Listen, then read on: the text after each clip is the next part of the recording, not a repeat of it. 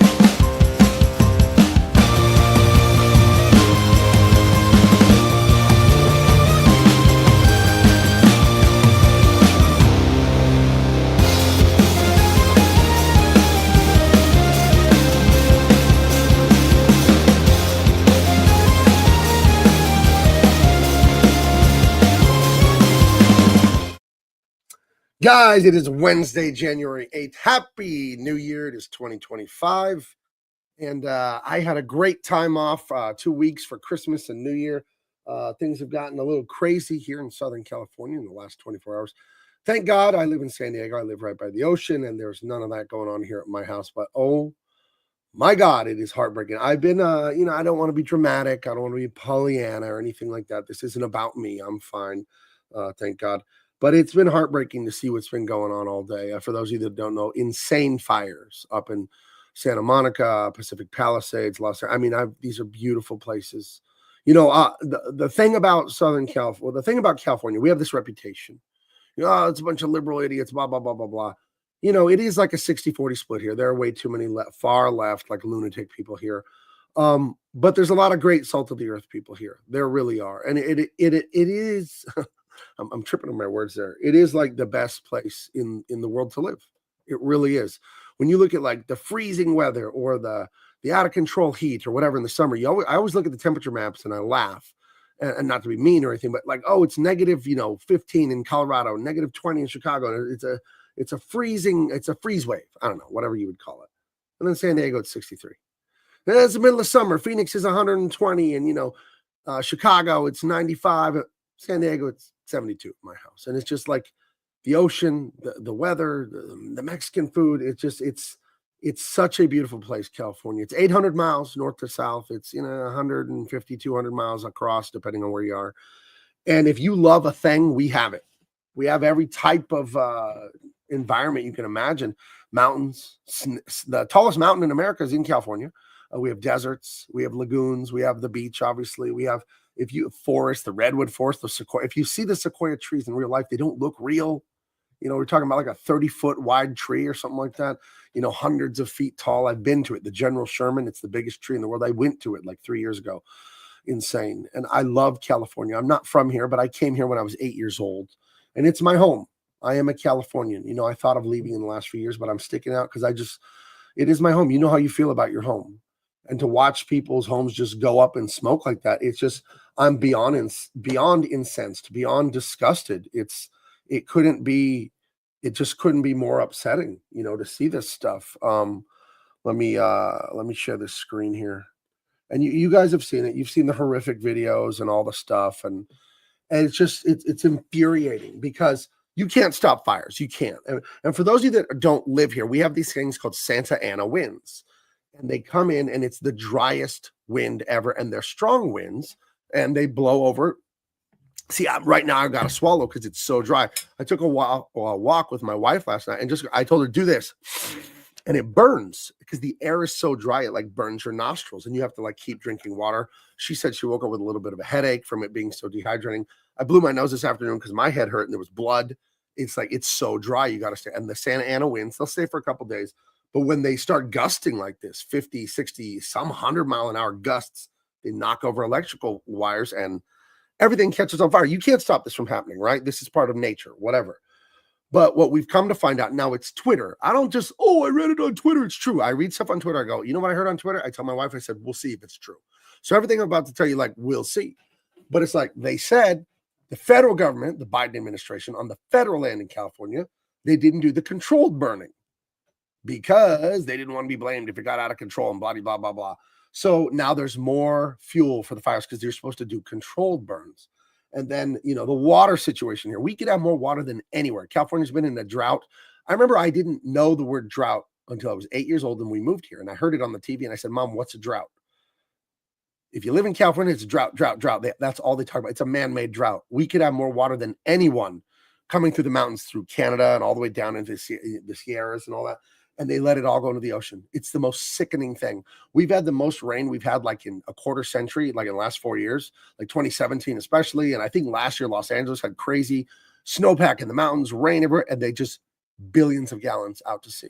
Now, we voted 10 fucking years ago, billions of dollar thing on the ballot. We voted for it. It passed to build new reservoirs, new water infrastructure. And do you know how much they built? Nothing. Where's the money? What are you doing? What are you doing? Lake Hodges is in North County, San Diego, and it's a man-made little lake thing with a dam there. Do you know how old the dam is there? They just had to let go of bajillions of gallons of water up in Lake Hodges, northern San Diego. I just saw this on the news last week or the week before because the dam there is like falling apart because it's like 110 years old. Right? But we have money for, let's send it to Ukraine. Let's fucking let everyone from every country on earth come in here and give them everything. But God forbid we take care of the people that live in this state, that pay the fucking highest taxes in America, by the way. How would you like to pay taxes then your house ends up a piece of fucking charcoal like that? I was going to say hot, but that's a horrible pun, unintentional. I've been so pissed all day about this. Again, I'm fine. God bless. Like I'm humbled to God. I am fine. Everything's fine here. The wind, we had wind in San Diego today where I live like 4 hours. That was it. There was a wind advisory from 10 a.m. to 2 p.m. and that was it. I went outside and my trees were just kind of wiggling. We had nothing, like 15-mile-an-hour winds. But to just see this and see the ineptitude, they didn't do the controlled burns. The fire hydrants didn't have water coming out of them at one point. I saw that on Twitter last time. Like, people are making shit up now. There's no way that's true. Apparently, that did happen. I read on Twitter last night, they didn't want to do the big planes that dump the water at first. They want to do it fucking cheap with helicopters. Now, this is all what you read on Twitter. You don't know if it's true or not. Jericho Green, love you, buddy. Merry Christmas. Happy New Year. Good to see you again, friend. I've been very upset as a Californian. You love California. I love California. Yeah. And this shit is unreal to watch. What country is this? This is the richest, most successful, most abundant country in the history of the world. They're like, we don't have any water. I don't blame the firemen. I don't. The firefighters, the cops, all the regular people who work for the government are probably good, normal, amazing people. The leaders, dude, take over for me here because I'm like ranting now. I've been incensed all day. I've been alone in my garage all day drawing comic books with no one to talk to about this. I talked to my son for like 20 minutes when he got home, but I talked to my wife for like 30 minutes about it. This is heartbreaking. Yeah. First of all, glad to be back. It's been a while. Glad to be doing the show. Happy New Year. I'm sure Big Baby had a big Christmas. Oh my God, you don't even know. I have an idea. I feel like if you open the windows to your house, presents would have spilled out into the backyard and the street. But this is, again, like with the attempted Trump assassination, and I think a lot of it comes from, I would say fucking all of it comes from what we've seen on TV and movies about these government entities, the CIA, the FBI, the Los Angeles Fire Department, like Los Angeles County Fire Department, the mayor of California. You guys are supposed to have the budget and the wherewithal to be prepared for shit like this. And you have this fire ripping through. And I was talking to somebody else about this earlier today. It's different when it's a wildfire, when it's in the forest and it's just trees and brush. When it burns a town, this is downtown, this is CVS, coffee shops, restaurants, grocery stores. This shit is downtown. You want to see burning businesses. You want to see what Pacific Palisades looks like now? You want to see? I saw this afternoon. I couldn't believe what I was seeing. This is it last night in the bottom right corner. That's Pacific Palisades now. Yeah, and 0% contained. Zero. Look at this shit. Look at this shit. All of those guys, that's homes and businesses. They're just ashes now. That's it. This is how much? This is the Democrat leftist DEI rule. Democrat majority in our legislature, our Senate, our Congress, and the state. All complete Democrat rule. All they do is fuck things up. You would think they would get shit right by accident.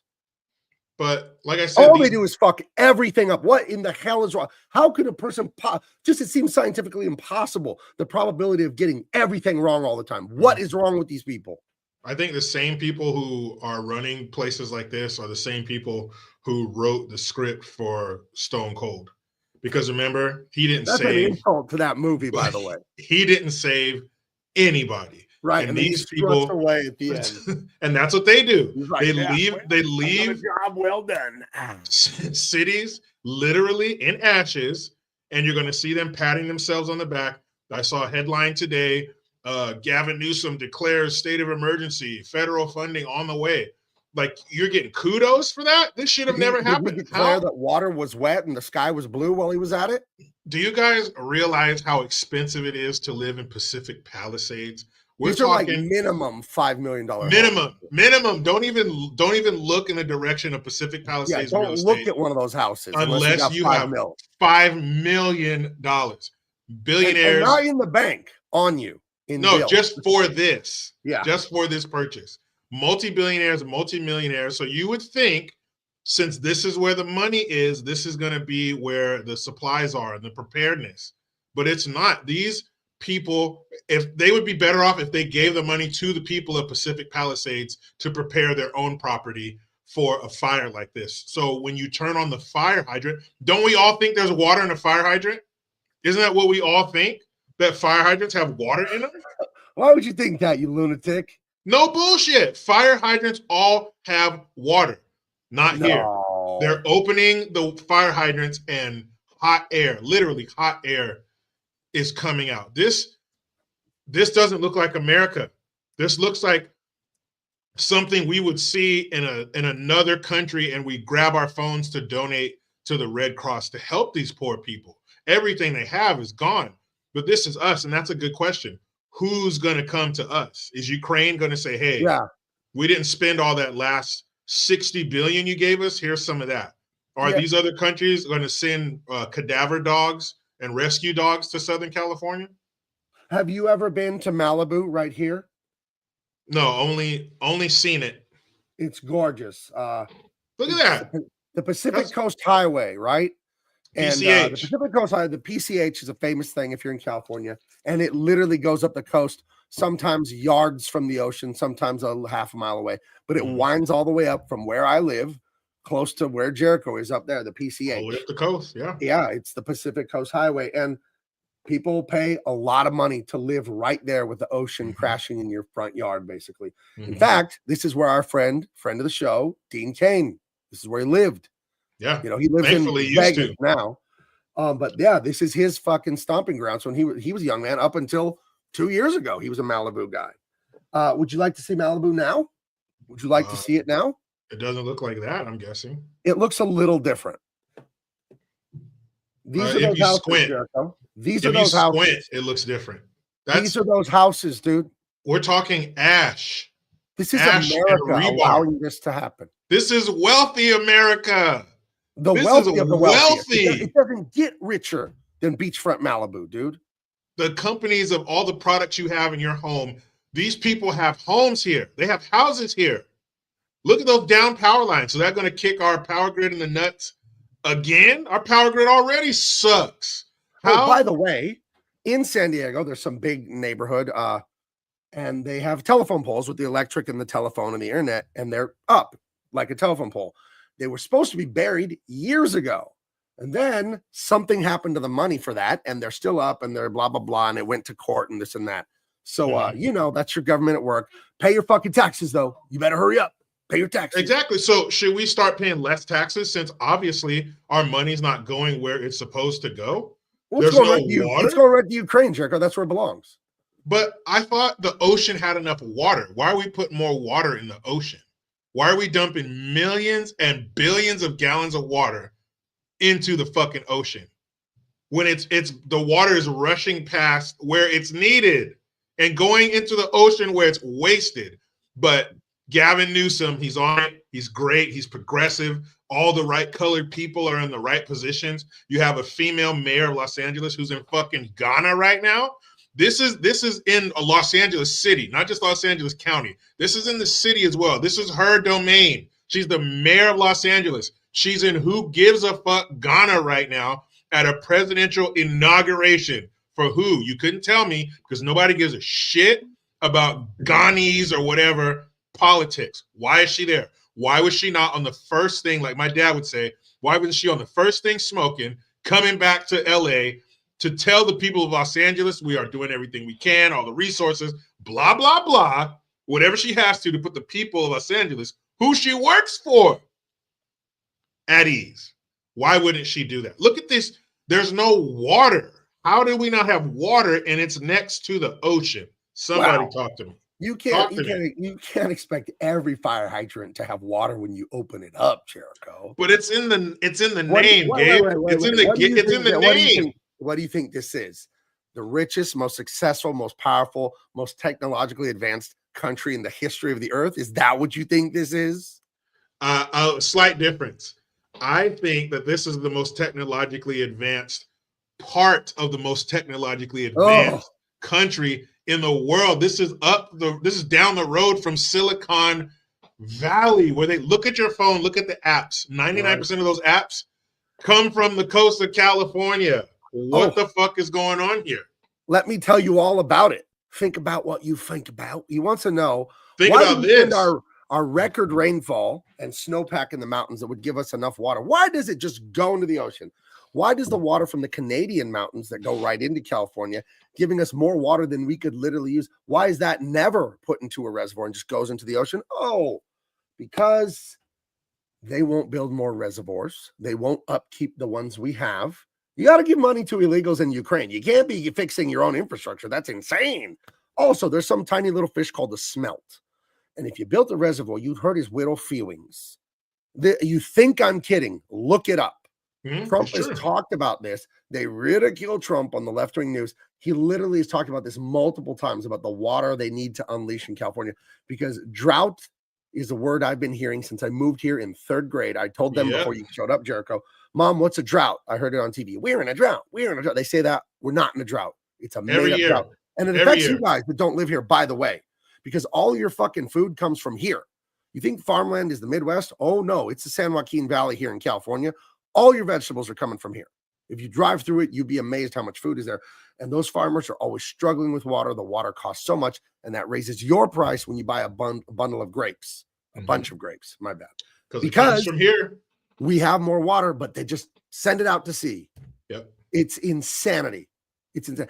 Everything these liberals touch. California used to be a dreamland for everyone who wanted to live here. Back, I've heard people that are older than me talking about 50s, 60s, 70s, 80s when I got here. But Reagan gave that amnesty. Saint Reagan, that everyone says is a perfect Republican. Reagan gave that amnesty, and California's been pretty much blue ever since. He started it.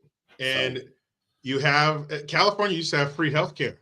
We had such a surplus that the residents of California had free health care.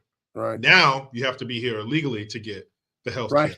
But there's a reservoir up where I used to live. It's called the San Joaquin Reservoir in the San Joaquin Valley. If you have anything in a shell, anything with a pit in it, that's where it comes from. Avocados, pistachios, nectarines, peaches, all that stuff. There's miles upon almonds. There's miles upon miles. Gilroy, California is the garlic capital of the world. It literally has a Yes. big banner when you drive through Gilroy. Yeah, and you smell You it. can smell Gilroy when you're miles out. You're driving up, like, it's garlic. You But know? all through there, it's where you have Merced, Modesto, Fresno, all that stuff through San Joaquin, Turlock, all these little towns, shit kick towns. This is where all of your produce comes from. And there's a reservoir there at the mouth of the San Joaquin Valley. And when I was a kid driving, it's called, it's over, you got to go over Pacheco Pass to go over the reservoir. And as a kid, people would pull over. You could pull over and throw your line in the water because the water was so high. If we had a big rain, it would always flood because it would overflow because the reservoir was always so high. But over the past 20 years, 25 years, now trees have grown. The water's been so low for so long that trees have grown. You can see where the water line used to be. It's pitiful. It's probably less than 50% capacity. It can be filled up like that. It can be used to grow more stuff, and supply and demand. There's more supply, the price goes down. Forget it. I'm saying stupid shit.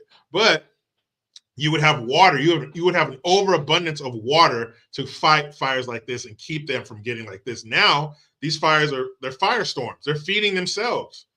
They don't need anything else to help them. They're sucking in oxygen. That's why you see the winds going through 40-mile-an-hour winds going through there. It's too late now. And like I mentioned before, it is zero. According to the Los Angeles County Fire Department, it is 0% contained. 5,000 plus acres are torched. I mean, think, dude, just think. The things in your house, some of them are very valuable. Some of them are not monetarily valuable, but the sentimental value. Mm-hmm. You might have like something from when your kids were a baby, or a photo, or a piece of artwork that someone in the family made.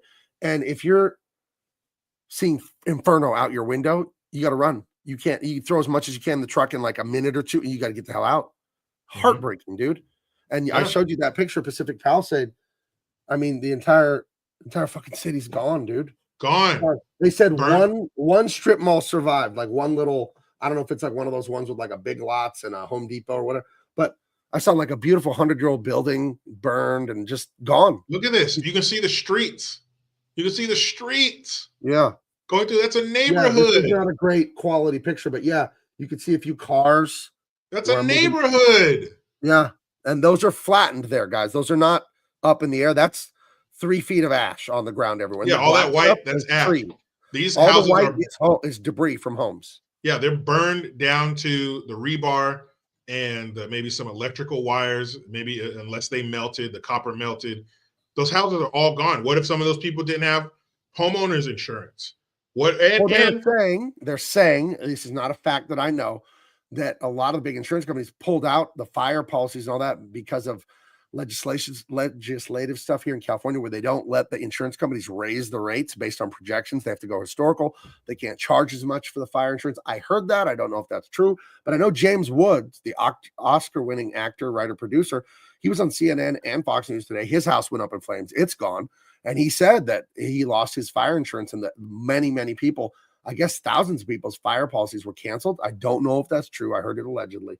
But yeah, absolutely disaster. And it's a cascade of failures for our government, man. Mm-hmm. This Democrat, DEI bullshit government. I could understand one thing going wrong. Two things, like, it's okay. It's a disaster, whatever. The fires come because the crazy, crazy dry wind. But just thing after thing after thing, you just get it wrong. Insanity. No airplanes. Prison for these people, dude. No fire planes, only helicopters. Basically, that's like spitting on a house fire. And there's no water to drop on them, man. That shit is just awful. And you got the lady mayor. She was only hired because she's a black woman or part black. That's racist, Jericho. She's completely qualified and competent, and she's a queen. How dare you? Let me go grab my Klan hat then, because I'll be racist. And then you have the chief of the fire department. There's some great softball player. Let's put it that way. Yeah, she's great at softball and drives a mean-looking Subaru. But that's why she was fire chief. Some 5'2" lesbian is the chief of the fire department of Los Angeles. She couldn't fireman carry another woman out of a building. Well, and she's supposed to be the head of them all. Here she is. Man, and this is the fire chief. Hold on. This is the Los Angeles County Fire Chief, the Assistant Chief, and the Training Commander. They all are on the same softball team, apparently. Further, the mayor of Los Angeles cut over $17 million from the firefighting budget. They look like they all need to wipe their faces off from wherever they just Mayor came Bass, from. more like Mayor Ass. So simple. Yeah, I so cannot funny. wait till Trump is inaugurated and starts crushing all this. Look at leftist this. nonsense. Look at this. None of them are in shape. None of them can do anything that the people below them could they do. are a shape. They have a shape. Yes, they have a shape. Cylindrical, some might say. Look at this shit. Tamale. This isn't a fucking softball team at a fire department. These are the top. These are the bosses. What the fuck do they know about being a firefighter? They've been passed along because they're lesbians. That's why. They don't know shit about firefighting. You want to get real? Let's get fucking real here. I'm not white. You're not white. Have you had advantages in your life because you're not white? Because I have.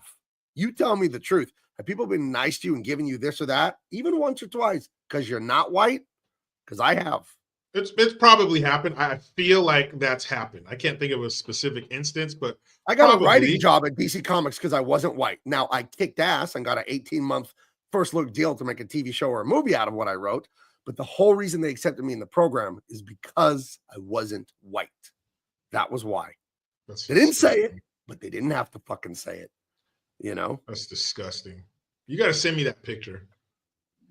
I'll send it this to you is right who's now. In charge? Look at this shit. Well, throw them on a truck right now and see what they do. Well, they're not in town anymore because they're getting ready to head to Buffalo to play defensive line against the Broncos this weekend. So yeah. They're calling in all their favors. They're having them suit up again. That is fucking disgusting. And what's even more disgusting is their salary. How much do you think those women make for sucking at their If you're job? a queen, you got to have a queen salary, Jericho. Don't be so harsh. How much you think they make to suck? You can't look like that if you're a firefighter. If you're a firefighter or a cop, you can't look like that. Diesel said he couldn't get in early in 2000 because he's white.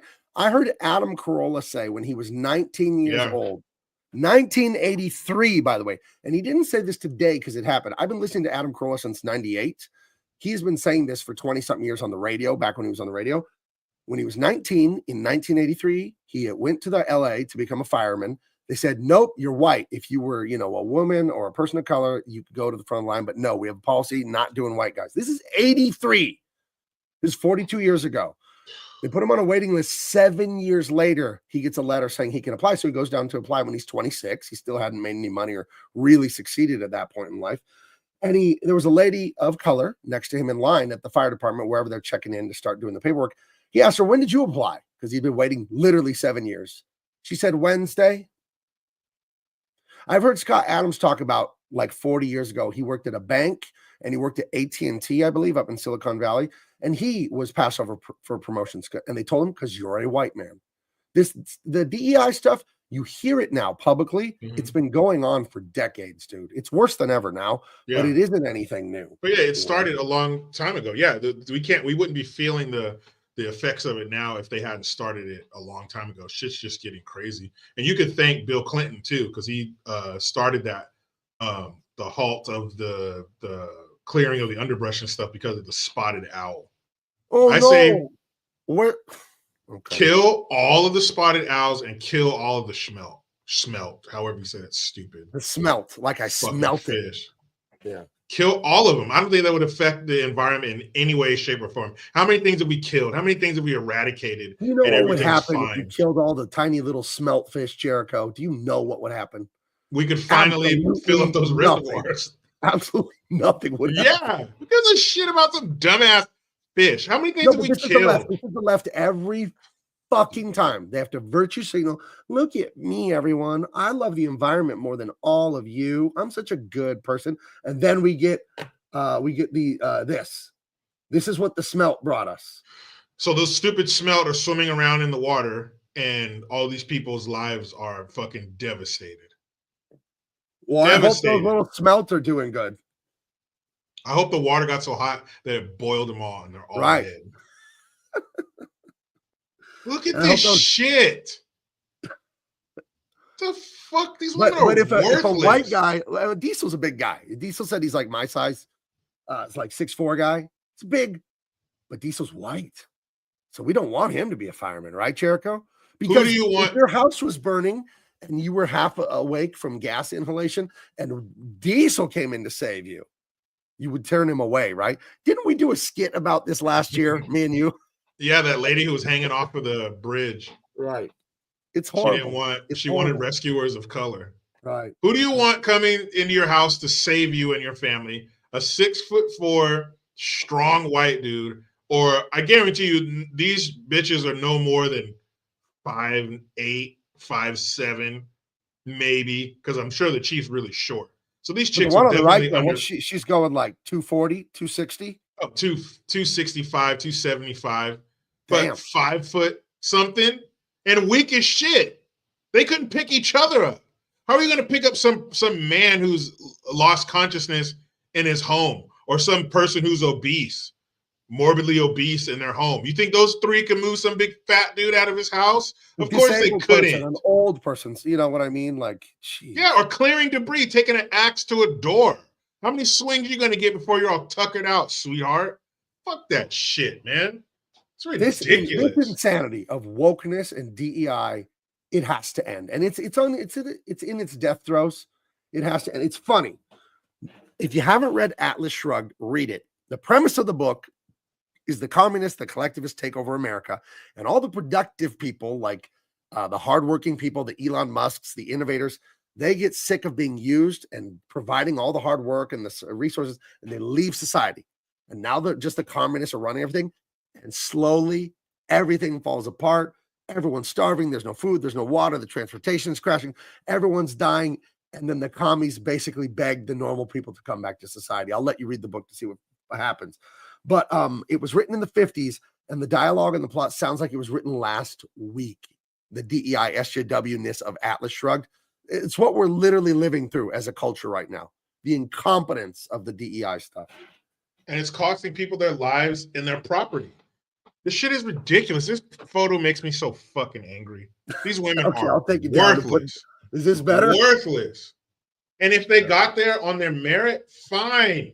But you know they didn't. Right. Well, we didn't mean to come in here all crazy tonight. But we are Californians. And this, minus the liberal insanity, is the best place in the world to live. Anything you want to see or do, we got it. You want to be hot? We got hot weather. You want to be cold? We got cold. You want the mountains? You want the snow? You want skiing? You want the desert? You want ancient? You want history? Like, we've got it here. We've got it all. Amazing food.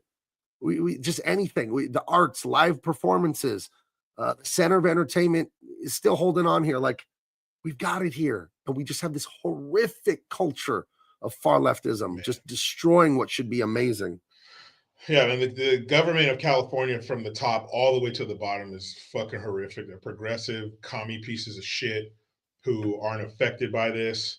So they keep doing this stupid shit. All this could have been avoided if you clear the underbrush. Remember when Trump said they need to rake the forest, and then the liberal media goes, "Oh, the dumb fuck! Donald Trump thinks you can rake the forest."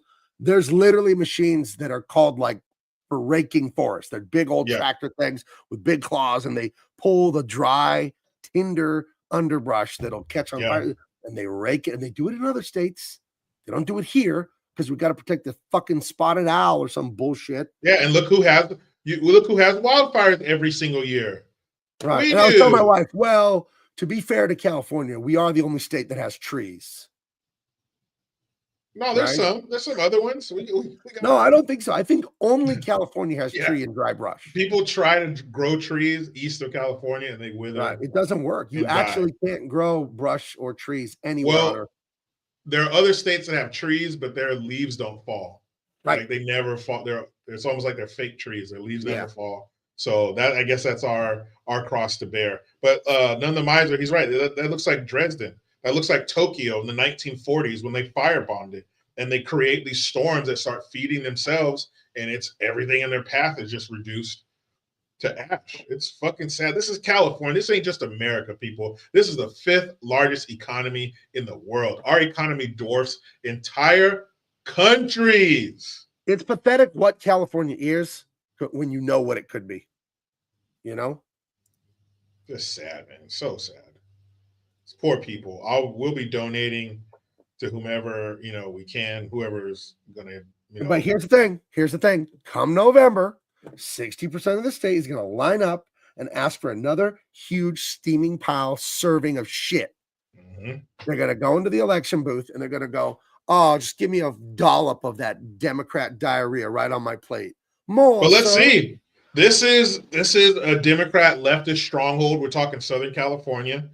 But maybe this will be what changes people. Look, the country had enough and voted in Trump. So maybe this will turn Diego, or begin. We're hanging on by a thread here. We're hanging on by a thread. Because it is a big military city. We do have a Democrat mayor for the first time, but he's not overly like woke or anything, and he actually fights homelessness and and all that instead of like encouraging it, to go crazy. But it's so sad, man. It's so sad. Oh yeah, none of mine with this beauty here. Didn't LA donate a bunch of equipment to Ukraine too? Firefighting equipment. Yeah, that was a story from 2022. It's not like Ukraine sent it back. So yes, it's overseas apparently. Yeah, I haven't heard of any. I haven't seen any foreign. I haven't seen any cargo ships transporting foreign fire trucks over here full of foreign firefighters to line up shoulder to shoulder with these American firefighters and save these buildings and save these people's lives. It's always one-sided. When the earth hiccups and your stupid adobe and mud fucking city falls down and 5,000 people die, we're the first country to send golden retrievers and cute little vests over there to listen for your fucking screams from the rubble and then eventually find your dead bodies. And then who's going to send millions of dollars over there to feed everybody and rebuild everything? Granted, it might come at a price of the Clintons putting an office over there, but we're still the first ones to jump to help somebody. Where the fuck is our help? Where are all these countries we provide a military for who are dependent on our economy? Where is their help? I don't care if you send 3 trucks over here or 1 dog. Where the fuck is it? I don't know, man. Nobody else has text 5892 to Red Cross to help the Americans. Yes. Fuck the world. Bring all our military back here, point their guns outward. We're looking out for us from now on. How it should be. Damn it. Take care of the damn world. And when something happens here, they don't even call. Maybe they are calling. And Joe Biden is just laying on the floor, unconscious, pushing his life alert button, and the phone's just ringing. Who knows? Just criminy. What's the biggest thing Biden say? Like what flavor tapioca he's having tonight, or? Oh, it's Wednesday, so it's surprise. It's he has a little wheel that he spins. He calls it tapioca wheel, and he spins it. He doesn't know what it's going to be. Man, give us our money tapioca back. Give me my tax money back. I'll do it.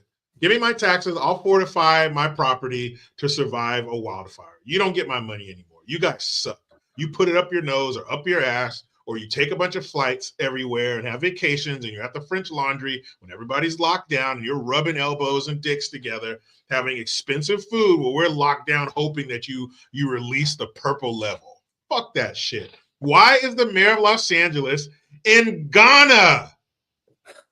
Why, never mind this fire, why does the mayor of Los Angeles, California, in the United States of America need to go visit Ghana? I don't know. If I was mayor of Los Angeles, I'm not gonna. Fuck that.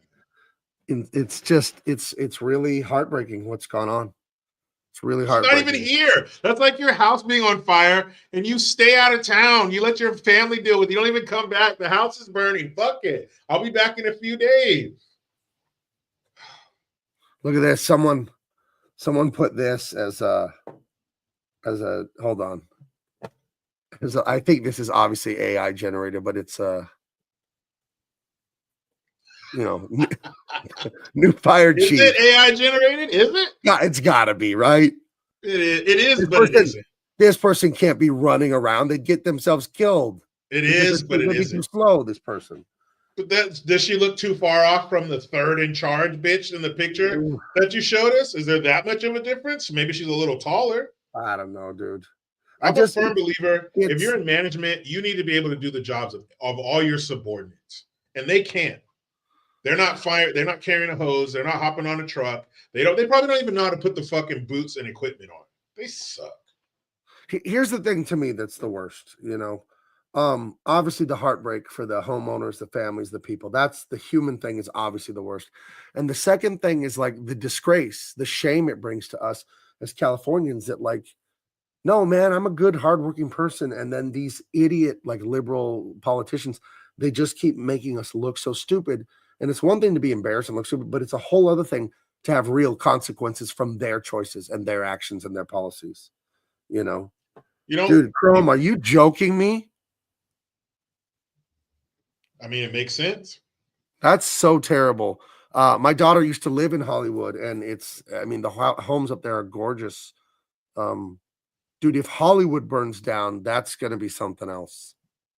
You guys don't know. I spent a ton of time in Hollywood. My daughter's a professional stand-up comedian. By the way, she killed it on New Year's Eve. You guys all know Steve Byrne. He's a stand-up comedian. She opened for him here on the early show on New Year's Eve. She did so good. He said, hey, stay for the closing show at midnight for New Year's. And so she did really good. She's been kicking ass. She's doing more roast battles, more stand-up spots. She's doing better than ever at stand-up. So, and shout out to Steve Byrne. I saw his home in Pasadena burn down today. The comedian my daughter was helping doing the opening for. So that's just you better be kidding, Chrome, though, about that. But I spent a lot of time in Hollywood because my daughter's a comedian. She used to live up there. I've taken her to improv lessons up there. I took improv up there, and it's so densely packed. And the thing about like the way you do your yard work in California, it's like a jungle because we're subtropical. We're not tropical, but there's just, you're going to have your palm trees and your birds of paradise and all your stuff. And if that thing goes up, dude, that's like inferno. That's I pray that isn't right. Oh my God. So it's absolutely insane, man. It's like it's not even America. All the money we have in this state, all the billions and billions of dollars that go through the state, the 24 billion that they just misplaced for homelessness eradication. Misplaced, my ass. I can't find where that. You guys seen my 24 billion? It was here a second ago. It's trending. Hollywood Hills. Here we go. Damn. Let's see. All of Southern California is about to fucking I gotta be real.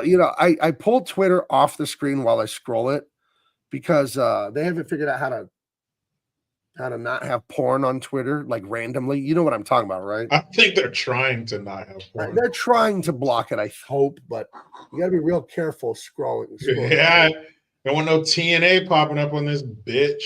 Yeah, you gotta put the kids to bed. Scrolling slowly, but put the kids to bed before you see a dick.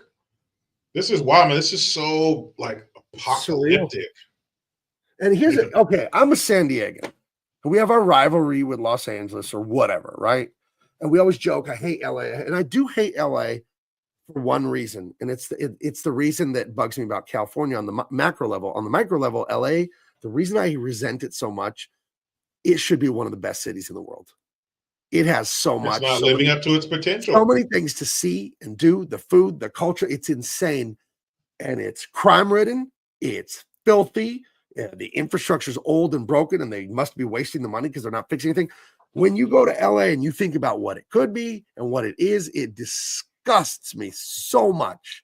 Yep. So I don't spend a lot of time in LA like I would if it was more like San Diego. San Diego, we have a way better government. And our LA cities, though, it's a shithole. It's so funny. Orange County. Okay, so you have San Diego County on the Mexican border. That's us.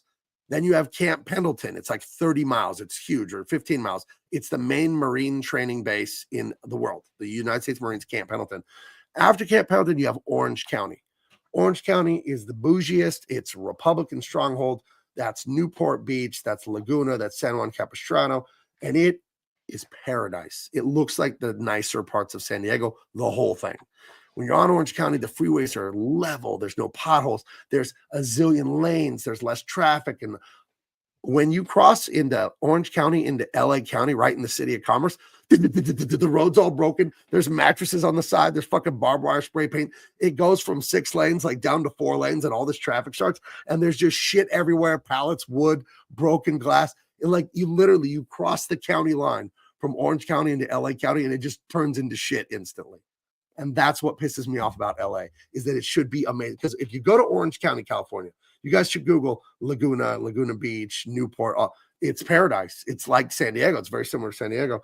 You cross that county line, you're like, oh, this place sucks.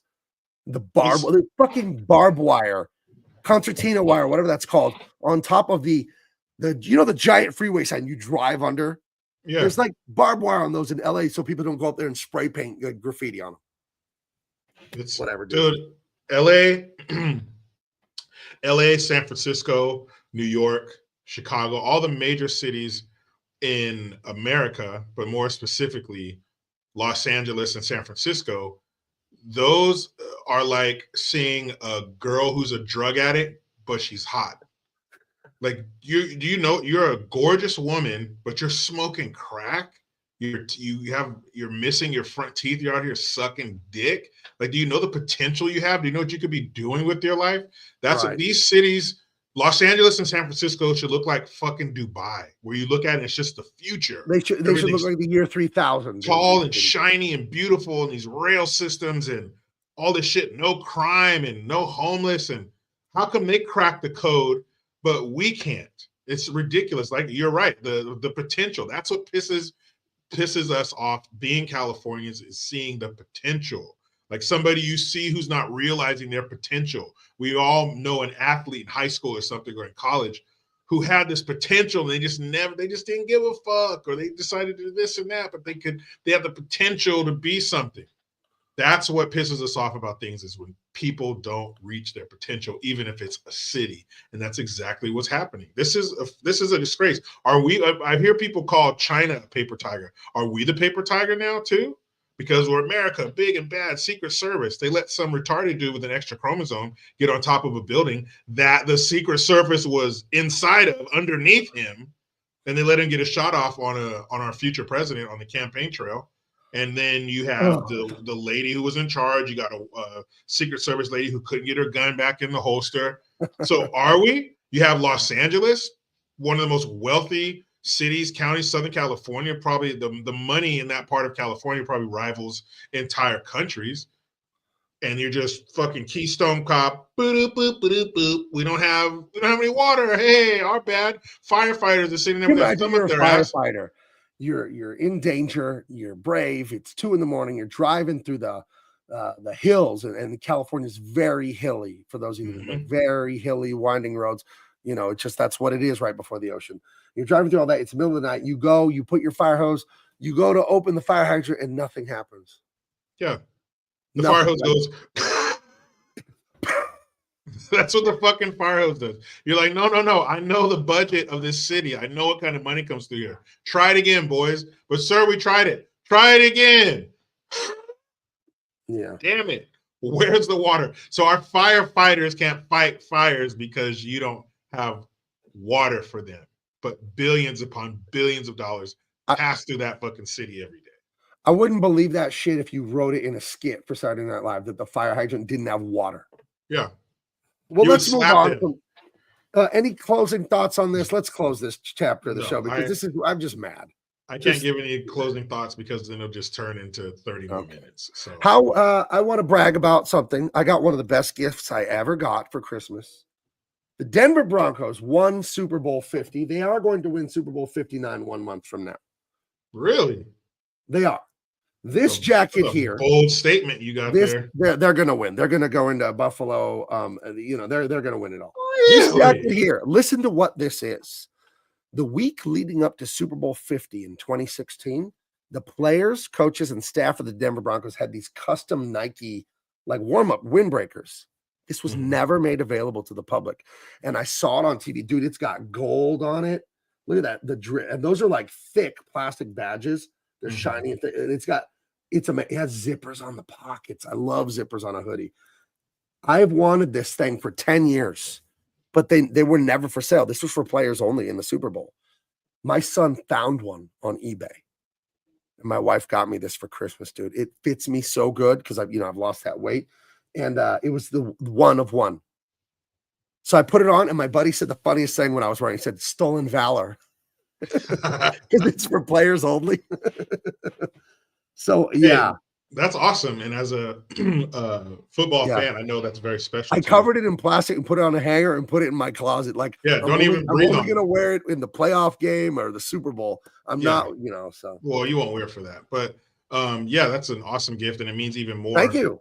Yeah. coming from your son and your dude, wife. I've wanted this thing for nearly a decade and they were never available to the public. This is only players and coaches got these from the team. I don't know how they got it. I don't know how they got a hold of it. Let's go back to the part where you said they're going to be playing in the Super Bowl this year. Who are they playing? Are they playing this Saturday? Oh, this Sunday morning, they're going to upset Buffalo. The last time they played Buffalo a year ago, they beat them. Are they going to Buffalo? They're going to Buffalo like they did last year with a worse team with Russell Wilson and a worse defense, and they beat their ass. Okay. They're going to win again. Josh Allen has only the top team for sacks in the league is the Broncos. They pressure the quarterback more than anybody. When Josh Allen has played 2 top 10 quarterback pressure teams this year, he's lost both times. Look, the Broncos, they're a good team. Obviously, everybody who's playing this weekend is a good team. It's the playoffs. And you guys are in the dance, and anything can happen. But even if you get past the Buffalo Bills, there's this other team out there called the Kansas City Chiefs. And in order to get to the Super Bowl, you have to go through Kansas City. Well, 6 weeks ago, Denver went into Kansas City and beat them up for 59 minutes. Hold on. And then lost on a missed field goal with 1 second left. Come on. Hold on a second. You also have this other team that you might have to face called the Baltimore Ravens, who only choke in the playoffs. And Lamar Jackson himself said that today. He said in the past, he's been too nervous in the playoffs. He's got to be calm. That sounds like someone who's getting nervous, doesn't it? Okay. And then they'll beat the Lions or the Vikings. Like, get the fuck out of here with that. That is true. I mean, I don't know about it's right there, Jericho. They're going to do it. Okay. They're going to do it. But the Baltimore Ravens also have this guy. I don't know if you ever heard of him. Derrick Henry? Derrick Henry. That's all right. That's a difference maker. He can take the game over by himself. And if Lamar Jackson gets his nerves under control. The nose tackle with the most pressure in the league statistically all year is Zach Allen for your Denver Broncos. He'll have a little something to say to Derrick Henry, who he's much bigger than. So, okay, if that big fella can get on the edge and catch Derrick Henry, that'll be something because Derrick Henry can go. He's a load too. I'm just telling you. I don't have nothing against the Broncos. You're not even in my conference. I said Patrick Surtain was I said he was a Hall of Famer his rookie year. It's bearing out. He's making the Pro Bowl every year. He's at safety, right?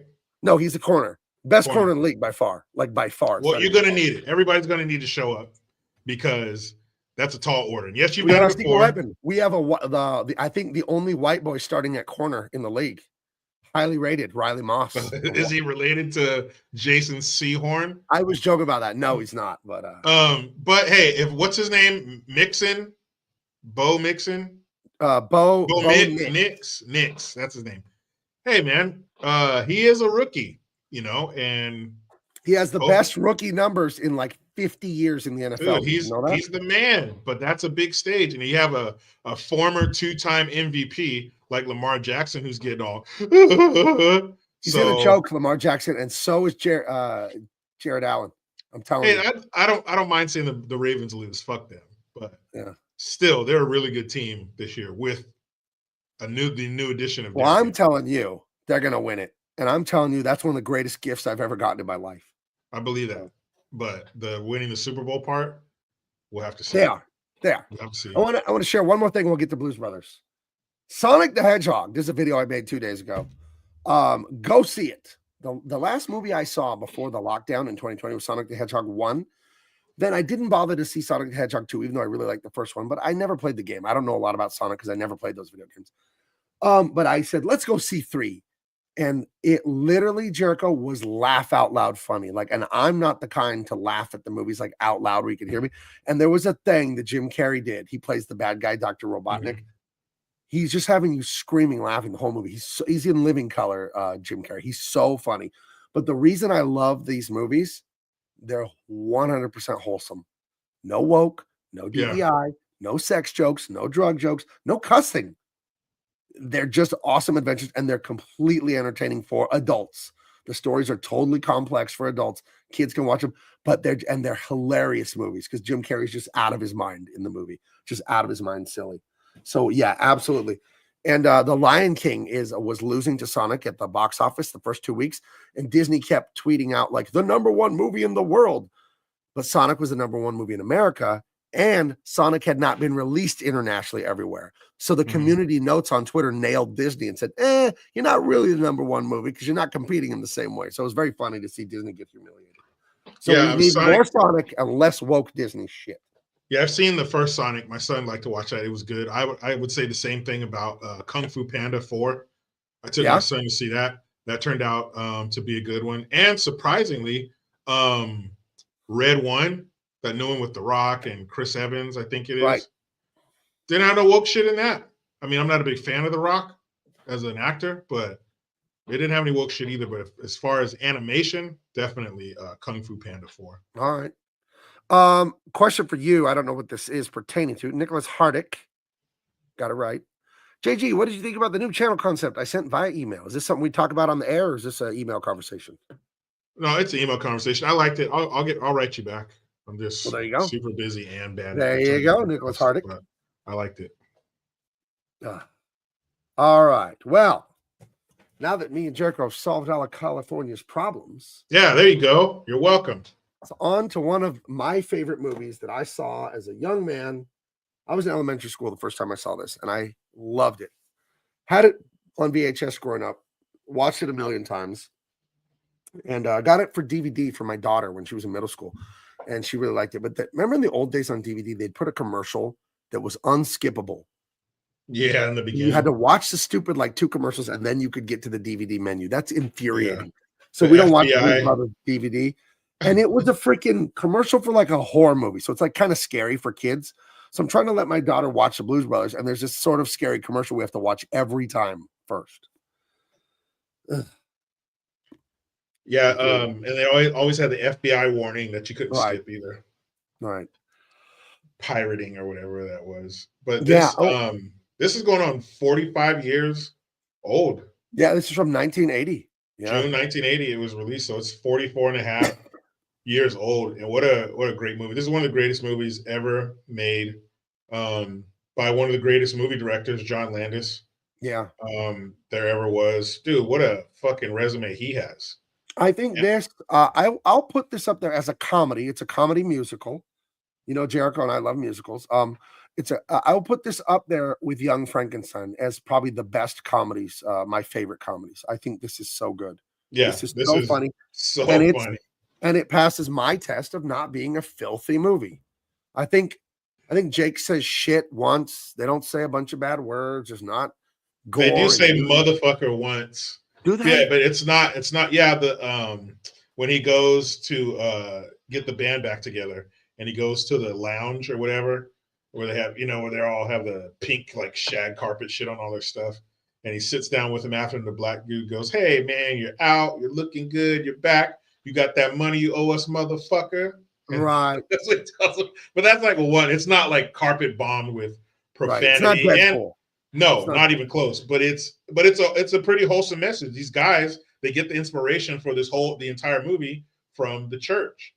He goes to the church at the beginning of we'll get to it. But yeah, that's what puts them on their path. So it's a wholesome movie. I will say that it's a wholesome movie. I'll definitely watch it with my Michael Coulter, Gabe, I like you. You should. Thank you. You're the coolest man on the planet. This is true. But I'm going to have to say it's going to be the Chiefs, brother. I'm sorry. Even though I was a Broncos fan at one time, I had to switch. Listen, Michael, you were never a Broncos fan. If you're a Broncos fan, if you ever were, you'd still be one. It's for life, man. You can't switch teams. How do you switch teams? If you look in the bylaws and read the fine print, you can switch teams. No. You are free. You are free to switch to whatever team you want, however many times before your 18th birthday. Once you become a man, once you're a legal adult, you can't change your fucking team. How could you, Michael? How could you be a Bronco fan and then be a Chiefs fan? But maybe one of he's their most hated rivals. Maybe he's a kid. He was a kid, and something happened, some magical moment. He was at a stadium. Derek Thomas dropped his mouth guard. Here you go. Hey, thanks, kid. And tossed him one of his gloves or some shit. If something like Derek that happens, Thomas the Coca-Cola, and then Derek Thomas threw his jersey. Yeah, right. He traded him for ice cold Coca-Cola. Right. threw the kid his jersey. If it was a moment like that before his 18th birthday, that's fine. But if it's after your 18th birthday, there is no reason to ever you can't be switching your teams. teams. The only people who switch teams are wives.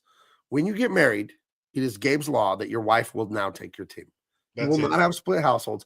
Can you imagine on a Sunday, your wife's team is your rival and they beat you, and then your wife is mocking you as a man in your own home? Imagine how that would feel. You got two options in my house. You either like the team that I like or you don't like football at all. That's that. And my wife chose the latter. My wife doesn't give a shit about football. But that's my cousin, Colorado people are like the biggest football fans. Like, you don't understand. You think you have fandom where you live. You don't. Steelers fans think they're big fans. You're not. I put the South there because some southern states don't even have a fucking pro team. The Denver Broncos are a way of life in Colorado. It's it's orange and blue year round there. I kid you not. And my cousin, Allison, she's a Bronco fan, and she married a guy from Phoenix. And she said if they had a son or something, she was going to get a Bronco jersey. I said, you can't. It's his son. You put him in a Cardinals jersey. You can't. My wife is from San Diego. She was a Charger fan growing up. She's been wearing Bronco stuff since we got married. Yeah, that's just the way it is. She knew. That's the way it is, man. Yeah, that's a rule in my house. There's no fucking way that you're going to be rocking. So look at this, bullshit. Michael Coulter. You're both wrong. My Chiefs are going to win it again. Patrick Mahomes is the man, and Andy Reid is one of the best coaches. Andy Reid is a great coach. Patrick Mahomes is a good quarterback. But Michael, you'd be lying if you didn't admit that the Chiefs are the worst 15-2 team of all time, and they've been gifted so many penalties by the refs. The Broncos had you guys beat 6 weeks ago in Kansas City. Nick Bonito sacks Patrick Mahomes, would have ended the game and won it for the Broncos, and then here comes a flag, pass interference 20 yards away. Chiefs move and score again. Like, dude, there was a statistic that showed Patrick Mahomes has had 17 interceptions taken back on pass interference in like the last 3 years, and the next closest guy was like 3. Like, the refs always help that guy out, dude. The refs are definitely sucking Pat Mahomes off in the locker room before and after the game. You believe me, there's no one, or maybe a Broncos fan or somebody else in your division, but I have a deep hatred for the Chiefs myself as a 49er fan. So I understand. My hate might not burn as hot as yours, but I understand. Tony's trying to play lawyer here. She says, what if you have had a favorite player and they change it? Doesn't matter. You bid them farewell. Yeah, you could be a fan. You could like to see Von Miller is my favorite football player of all time.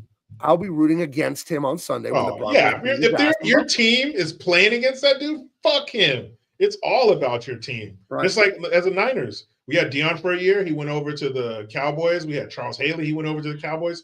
Fuck them both. If they're wearing another team's jersey, especially the Cowgirls, fuck you. I love seeing the Cowboys and the Raiders stink. It's fun. I love it. It's the only thing that makes a Niner loss hurt a little bit less. Now, Niners really ate it this year, man. They fell off. Yeah, it was too many injuries. Injuries. But in the confines of football, in the world of football, all the things I'm saying are just in the world of football. Outside of that, I don't wish harm or ill will to these people.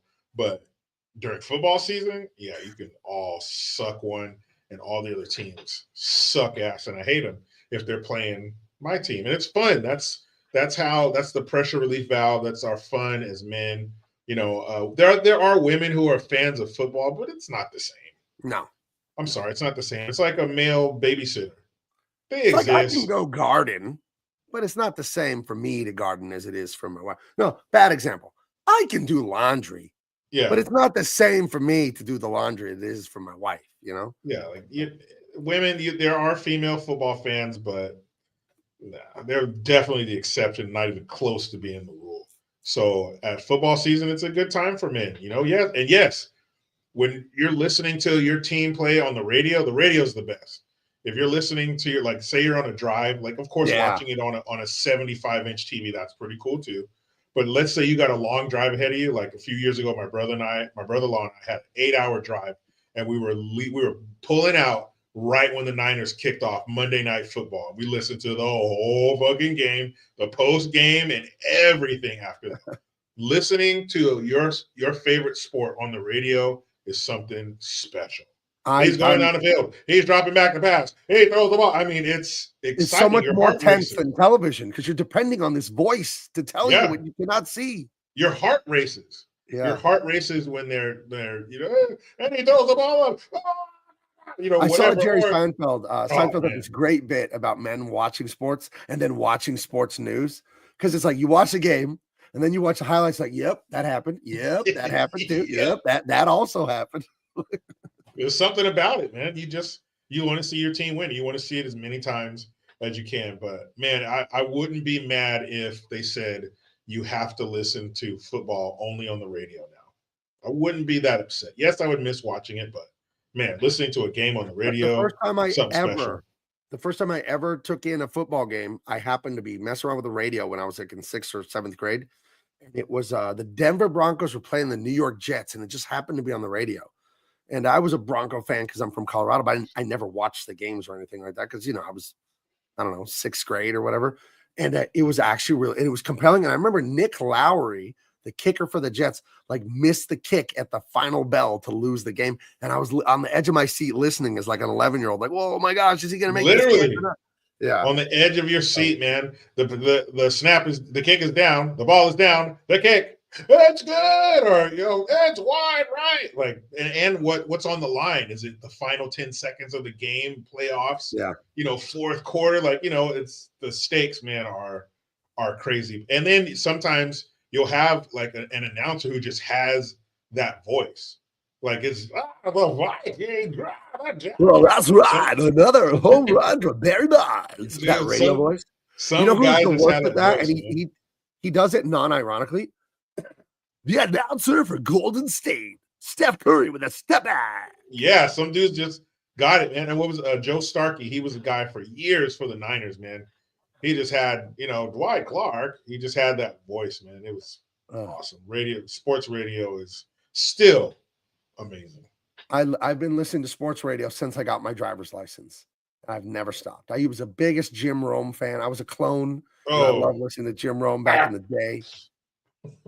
And Jim Rome. Yeah, dude, Jim Rome, he's a staple. He's Mount Rushmore of and you know where he came from? Announcers. San Diego Extra Sports 690. That's right. Yeah. He started off here. Jim Rome. Yeah, Jim Rome's a shit, dude. Like you feel like if you tune in show on X now. He does a sports show on X. Oh man, he's the best. Rack him. Yeah. That's right. Rack him. Jeez, I haven't listened to Jim Rome in probably like 15 years because he's not on all the stations anymore. Yeah. That's the best. Sports radio is still the shit. The big call of the day, or the huge call of the day. Huge call of the day. Oh, yeah. Right? I don't like that call. Not a very good call. All right. Like, okay, so on the Jim Rome sports radio program, you call up and give your take, right? Yeah. Oh, I think the Broncos are good about. But if you weren't good and you couldn't like, spit it out and you didn't have a good rap when you're talking, man, you get the buzz and you get hung up on it. It was so funny. Yeah, and then he played that. I don't like that call. Not a very good call. After all the shitty ones, he has all these sound bites and just this whole ecosystem. It was a whole on thing. His show, man. It's awesome. But some dudes call in and they just have the best takes. They're funny. They're hitting all their marks and shit like that. They don't say rack them, like, save that call. I didn't know because I'm a big sports radio guy. I didn't know sports radio was not a thing until the 90s. And some of the very first sports radio stations that were dedicated 24 hours to sports, this started in the 90s. It was like WEEI in Boston and Extra 690 in San Diego. They were some of the first 2 or 3 sports radio stations. I just assumed it was a thing for decades when I got a driver's license. I didn't know it was new. So Jim Rome versus Jim Everett is one of the classic moments in ESPN history. Jim Rome was in his 20s. He was hot shit. This is the early mid 90s, like 95.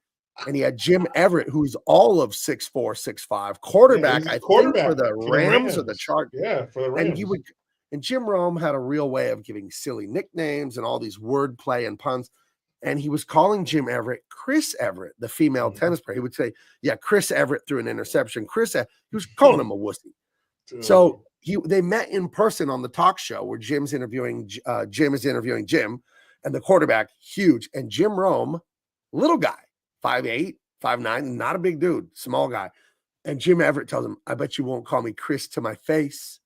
And Jim Rome's like, I bet I will. And Jericho, I'm going to look that up. I'm not doing it just. I'm going to find some video of that. Yeah, he does. He goes, I bet I will, Chris. And then and then something happened. Dude can't handle it, man. But kudos to Jim Rome for having the balls to see where this goes and the wherewithal, the radio wherewithal to know that, or not radio, but entertainment, knowing that this is going to be awesome no matter what happens. Even if he punches him in the face, this is going to be awesome. He was like, here we go. I will, Chris. Here we go. Everybody watch this. This is awesome. Hold on. Let me You put said, this I up bet there. I will, Chris. I bet you won't call me Chris to my face. I bet I will. Okay, here we go. You probably won't say it again. Oh, I bet man. Chris? So this is like live on ESPN. Yeah. This is like, people are like, oh shit. when the dust is settled. That's funny. This is before we were all desensitized to seeing everything. Like, to see this dude lose his shit and knock over and grab somebody. Jim Rome was just like, holy shit, you guys won't believe what happened. And that shit was funny. I bet I do, Chris. Okay. Michael Coulter has made a strong argument, and I promise the Blues Brothers starts next. He's made a strong argument. I'll leave it up to Jericho, but I see his point now. It's two messages here. Gabe, thank you. I was there in 97 and 98 when the Broncos won the back-to-back Super Bowls. Okay. Here's why he switched, Jericho. Is this legit or not? I had to be a Chiefs fan to represent my grandpa because my grandpa passed away and he was a Chiefs fan. I can see this. I can see the family tie is stronger than the sports tie. But if you're representing for, like, you root for the Chiefs because of your grandfather, that's one thing. But to become a Chiefs fan, to fully transform into a Chiefs fan, is a bridge too far, I think. We're talking in the world of sports here. The Sports Council says that's not a legitimate reason to do the full transformation into a Chiefs fan. Rooting for the Chiefs. Maybe you got a Chiefs hat, a little Chiefs phone figure. Maybe you'll listen to the games when they're on, or watch the games when they're on. Okay, they could be like your second team, But because of the grandpa connection, so it's more than just it's something bigger than just being a fan of the team. It's for your grandfather. But to do the full transformation, all right, you're a human. The full moon comes out, the clouds move out of the way you see it, and now you're a rabid beast. I don't know. Yeah, I don't know. It's iffy, Michael. We'll leave it at that. Did the quarterback get in trouble? Not that I remember. It's just a scuffle. Kathy says football talk is like hearing a foreign language to me.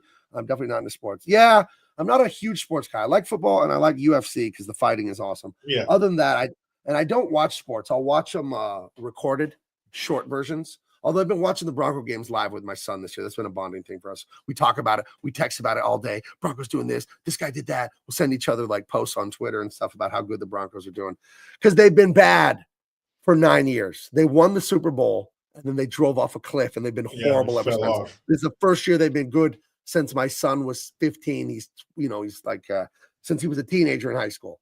Now he's going to be 26. It's the first time they've been good in a decade almost.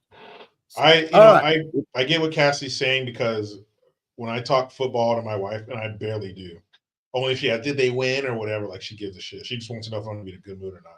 But when she starts talking about her girl she shit, wants to know she needs to make your favorite dinner.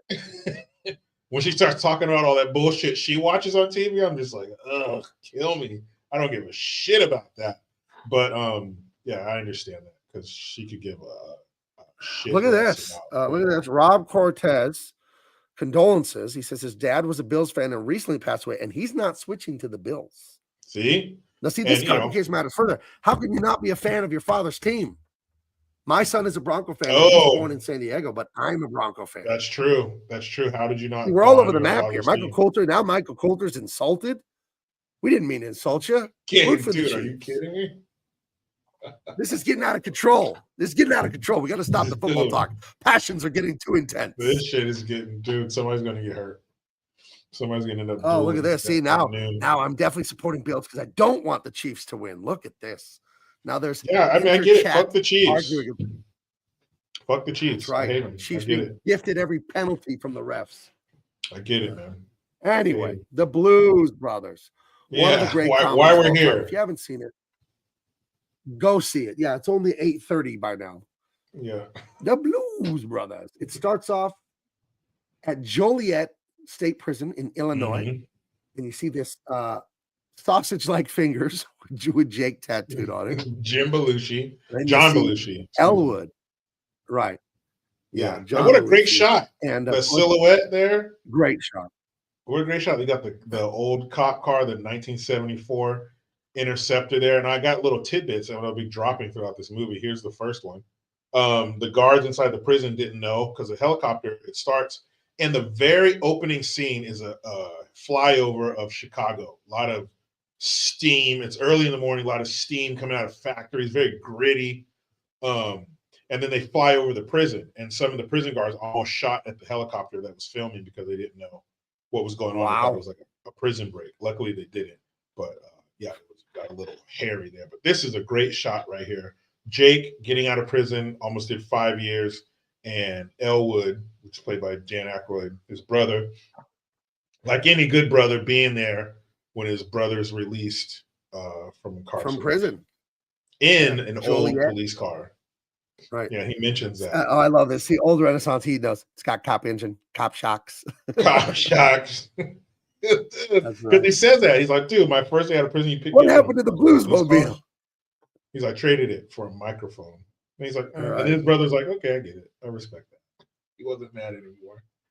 He traded for a microphone. Michael Coulter's still on the football. He's saying your 49ers are going nowhere this year. Yeah, we Hey, know. I don't want to hear that shit because it was fucking injuries. If we weren't injured and had the same squad, or we do have the same squad, if they were healthy like they were last year, we'd be seeing your punk ass Chiefs in the Super Bowl again because there's no fucking way those Lions would stand in our way.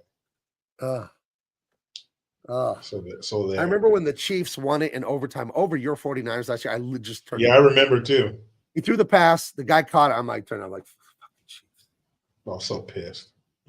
Brandon Ayuk's defender fell down. He fell down. Oh, and the right guard didn't block Chris Jones. Yeah, came straight through right in Brock's face. The man fell down. Brandon Ayuk was standing there all alone in the end zone, right in the middle. Right. So he gets his brother, Jake Elwood is Jake Blues is taken out of prison, picked up from prison by Elwood Blues, and they go over to St. Helens Orphanage to talk to the Penguin. That's what they call the is it Mother Superior? What do they call the nuns that run those? Mother Superior. But this has one of the coolest intros because it shows Jake and it goes dun dun. Then it shows Elwood dun dun, and then it shows them both together dun dun. And they hug each other, and then the song starts. Right. There's always a song in the background. There's always a cool ass song in the background of all these little capers they're getting into. I think I own like 3 movie soundtracks, and this is one of the ones I own. Yeah, and I was thinking that today. Why don't I have this soundtrack? And then another thing, I was like, why haven't I looked up facts about the Blues Brothers? This is one of my favorite movies ever. So then I did that. She caught the Katie. Come on, and left him a mule to ride. Right, and that's she got the Katie. Yeah, it's so good. You know what's not on the soundtrack that the moment I love in this movie is when they do "Stand by Your Man" at the country bar. I wish that was on the soundtrack, and it's not. So, stand by your man. Give him 2 arms to cling to. And all the cowboys and truckers are crying. I think you're muted. Hold on, you're back. You're here. You're here. Can you hear me? Yes. I can hear you. Can you hear me? There we go. What was I going to say? It threw me off. But anyway, I don't know why I don't own this soundtrack, but this is a great movie. Sure. But then it had, once they have that part, then they hug each other, then it starts, and then the soundtrack throughout the movie is amazing. So the score of this movie is awesome. Yeah, it is. So they head over here to talk to the Penguin, and she's not a nice lady.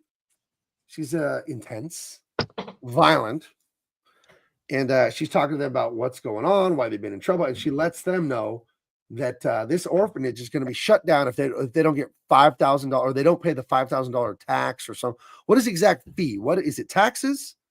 It's $5,000. Yeah, the property taxes stacked up on them, and the church would rather sell it than to pay the taxes on it. But they need $5,000 at the Cook County Assessor's office in 11 days, or they're going to shut it down. And they go, and then they Jay, go up there. he tells her, well, it looks like you're up shit creek without a paddle.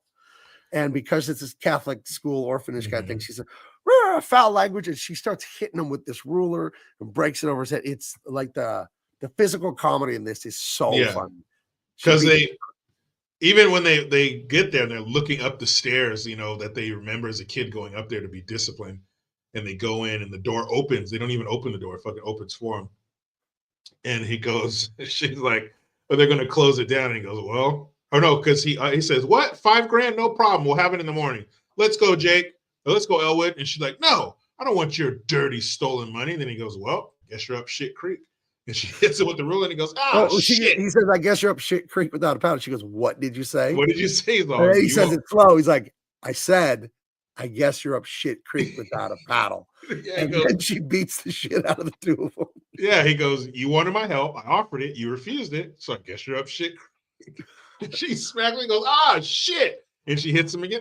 Fuck, damn it. And then Elwood goes, Christ, Jake, don't say that. And she smacks him for taking the Lord's name in vain. Like, yeah. And then she ends up going back and forth between their heads.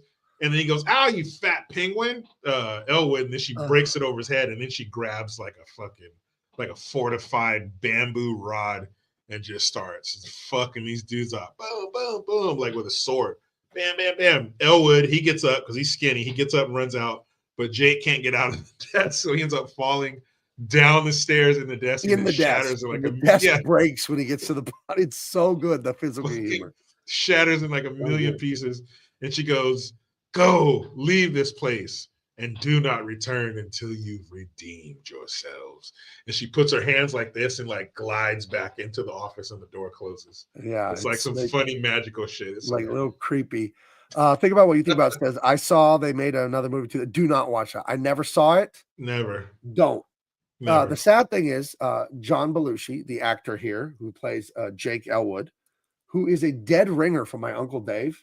I have an uncle who's an attorney, my mom's older brother, identical to John Belushi, like identical. Like you could have been him for every Halloween. He died shortly after this movie came out, right? Like this movie's 1980. He died in 82. Like 81, 82, something like 82? That. Yeah. Heroin, so they couldn't make sequels of this. They couldn't really make sequels. So, but yeah, this then they shouldn't have. Yeah, they made a sequel and they should not have. And the sequel has his brother Jim Belushi in it, right? So fuck that. And John Goodman is no replacement for John Belushi, and they should have just left that shit alone. But I will never watch that piece of shit movie.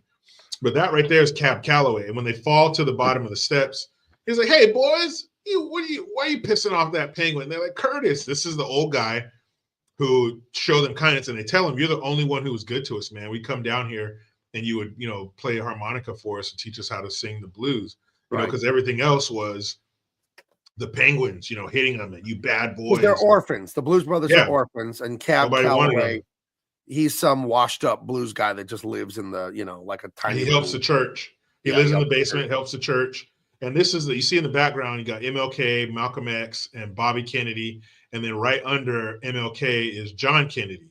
So those are big, back the old school Democrats. Those were like the Mount Rushmore, back when Democrats were Democrats. And you'll notice, I think it's in the music shop scene with Ray Charles in the background, he has the same set of pictures. So I don't know if that's like some message or something.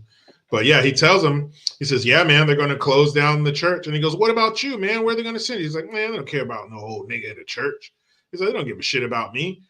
And they're like, "Man," that's when he says, "Man, you were so good to us. We can't let this happen to you." And he says, "Well, look, you got 11 days, Cook County Assessor's Office, $5,000, or it's a wrap."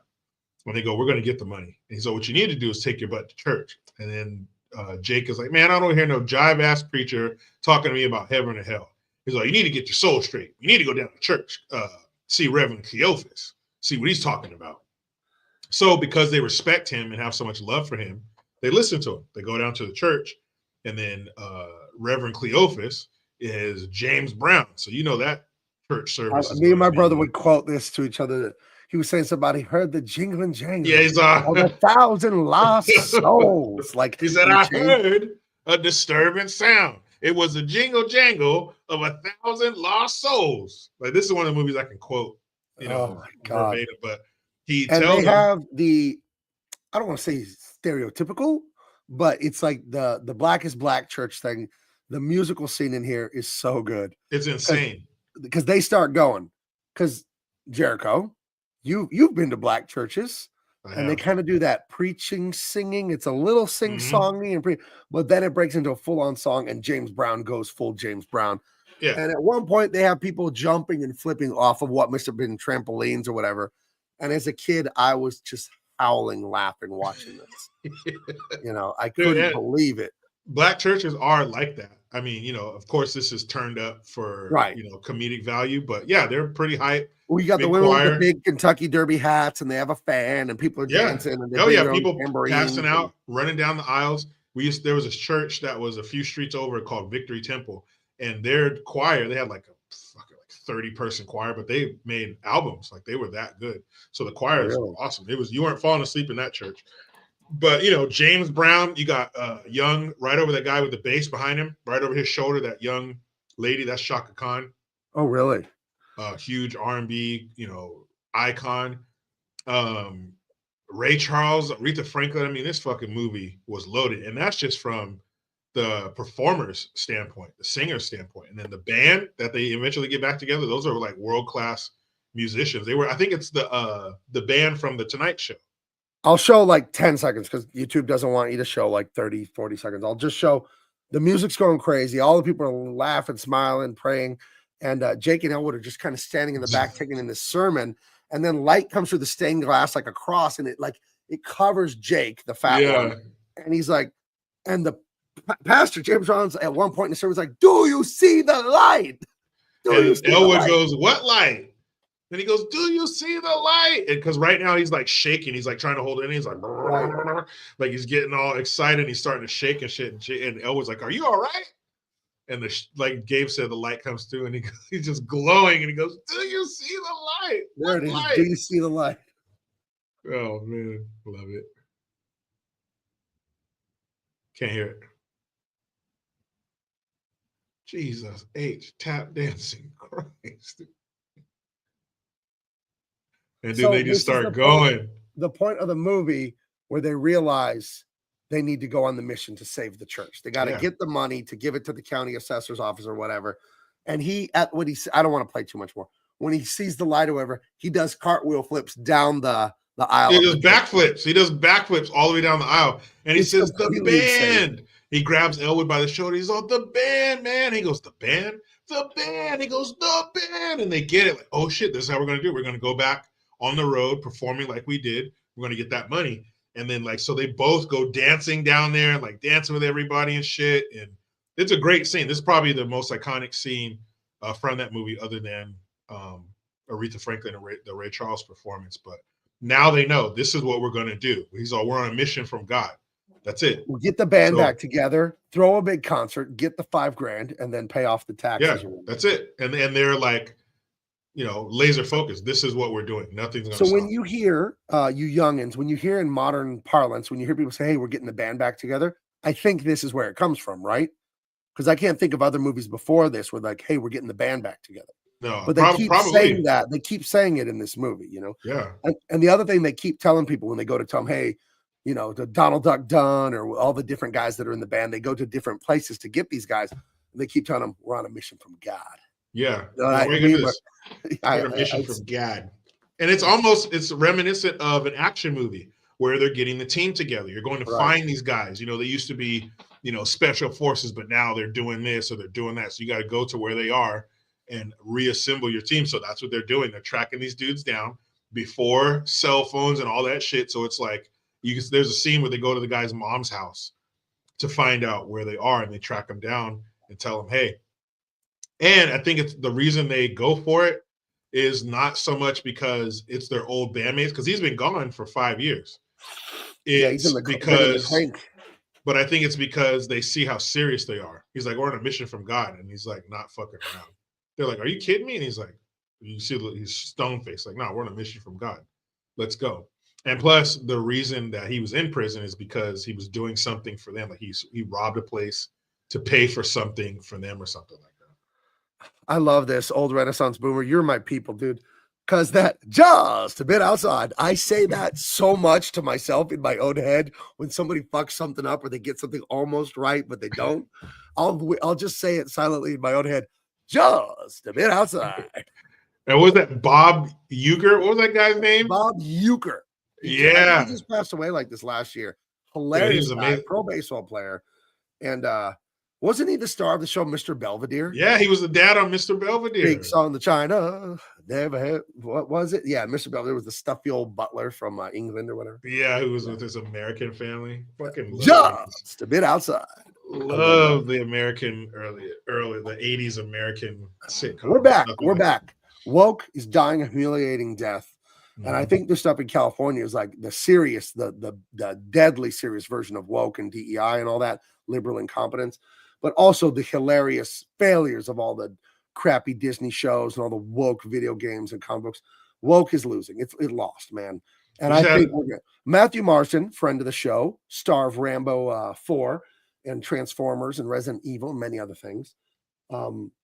He believes the 80s entertainment is coming back. And I agree with him. I think so too. I think that when woke dies, it'll unleash this kind of entertainment again. So. Yeah, and look, you got just today I was reading McDonald's is dropping the DEI programs. You have all these companies dropping them. And if you look at it, it's for equity and inclusion and people of color, some really important, heavy shit, right? In their mind. Right. So why were you only on board for helping said groups for 4 years? We're done helping them now. They're all successful now.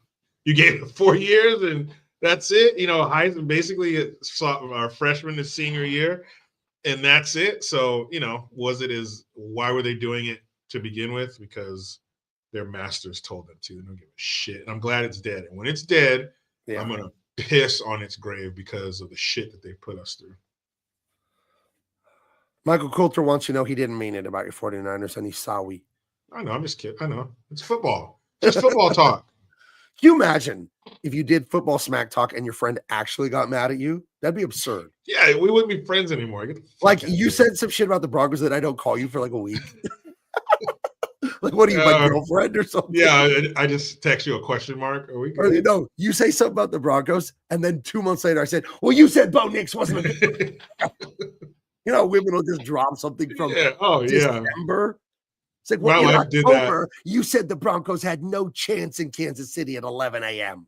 Yeah, my wife did that like last week, and I was like, "Fuck, how long you been sitting on this one? What the fuck? Why didn't you say anything?" They hold it like a squirrel holds fucking acorns in their cheeks, man. That's some hilarious shit. Oh, what the hell is this? Women, right? Hold on. Women, am I right? Can't live with them. I can't say the rest of that. I'll say it. You want me to say it? Hold on there. If you want to. Women, you can't live with them. Can't kill them. Well. There you go. I saw one of the best ones, and it just reminded me of the women thing. We're going to take a 1 minute break, and we'll come right back to the show. Did you see the video? This is too funny not to share. You see the video of that chick? She obviously got out of her car to get the mail, and her convertible Porsche just goes careening down the driveway, and she's yelling, "Stop! Oh, that is stop!" Like it's fucking Kit, and it's just gonna go, "Okay, lady," and just stop, and you just hear it crash into the fucking house. He falls on her face, dude. That shit was hilarious. Fucking women. Oh, I haven't seen that one, but I'm sure I will. It slaps. It just crashes in her fucking house. She's like, "Stop! Stop!" This is a great one. This is outstanding right here. Okay, you see it? Mm-hmm. Let me know if you can't hear it when I start playing it. Never cheat on me, and guess what? Yep, that time has come. Like, I don't know if you guys consider texting or hold on, or like DMing each other back and forth when you're married or when you're in a relationship as cheating. But to me, that's cheating. Conrad happened to have his phone laying out on the kitchen, left it to go grab something out of the office.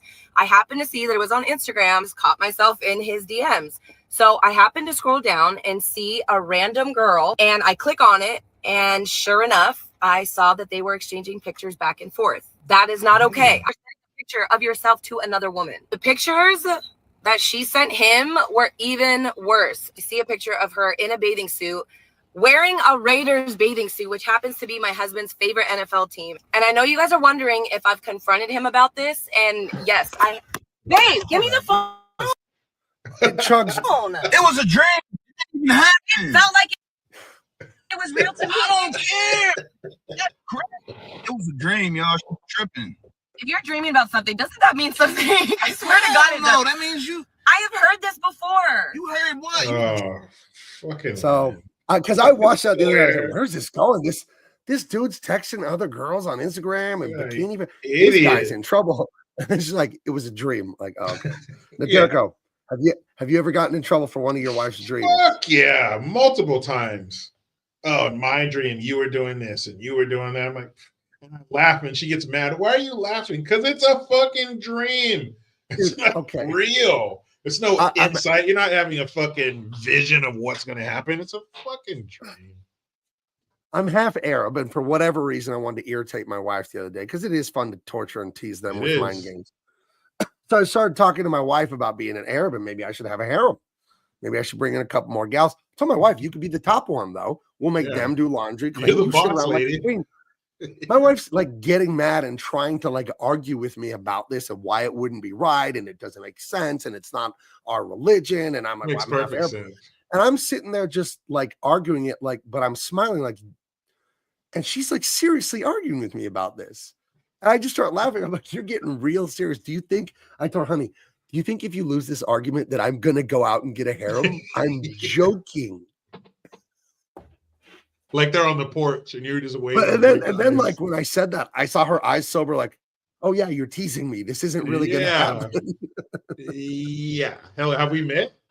Have we met before? It was just funny though. She's like, like I have to really defend this. Like you don't have to defend this. Don't worry about it. Like you're one step away from doing it. Right. If you don't make a persuasive argument, then the judge will rule in my favor that yes, I get a harem, and they're in the front yard, so you better start arguing. Yeah, they're walking up the walkway. You better move it. Yeah, ding dong. Guess who's there? It's there. Too late. Welcome in. Share it. Here's the thing. See, Cassie, this is wisdom, dudes. Do you think any man in his right mind really wants 2, 3, 4, 5 wives? Hell no. That's why it's only in fucking like hardcore Arab countries where the women, they're not allowed to be themselves. They're, quiet and all these rules. Like if they were just like westernized regular women and you got 5 of them, fuck all that. I'll take 5 of them go to Target. Shit.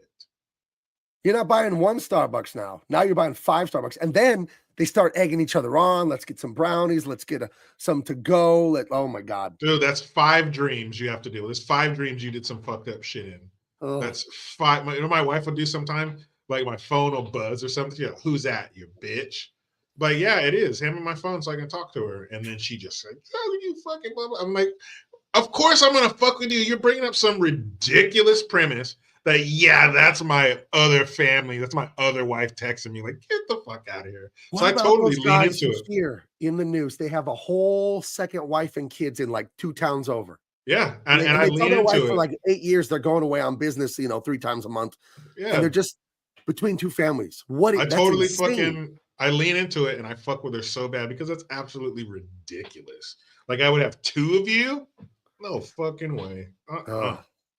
I mean, I love my wife. I love her more than most people on this planet. But my goodness, the air's dry. They got the super realistic female robots now.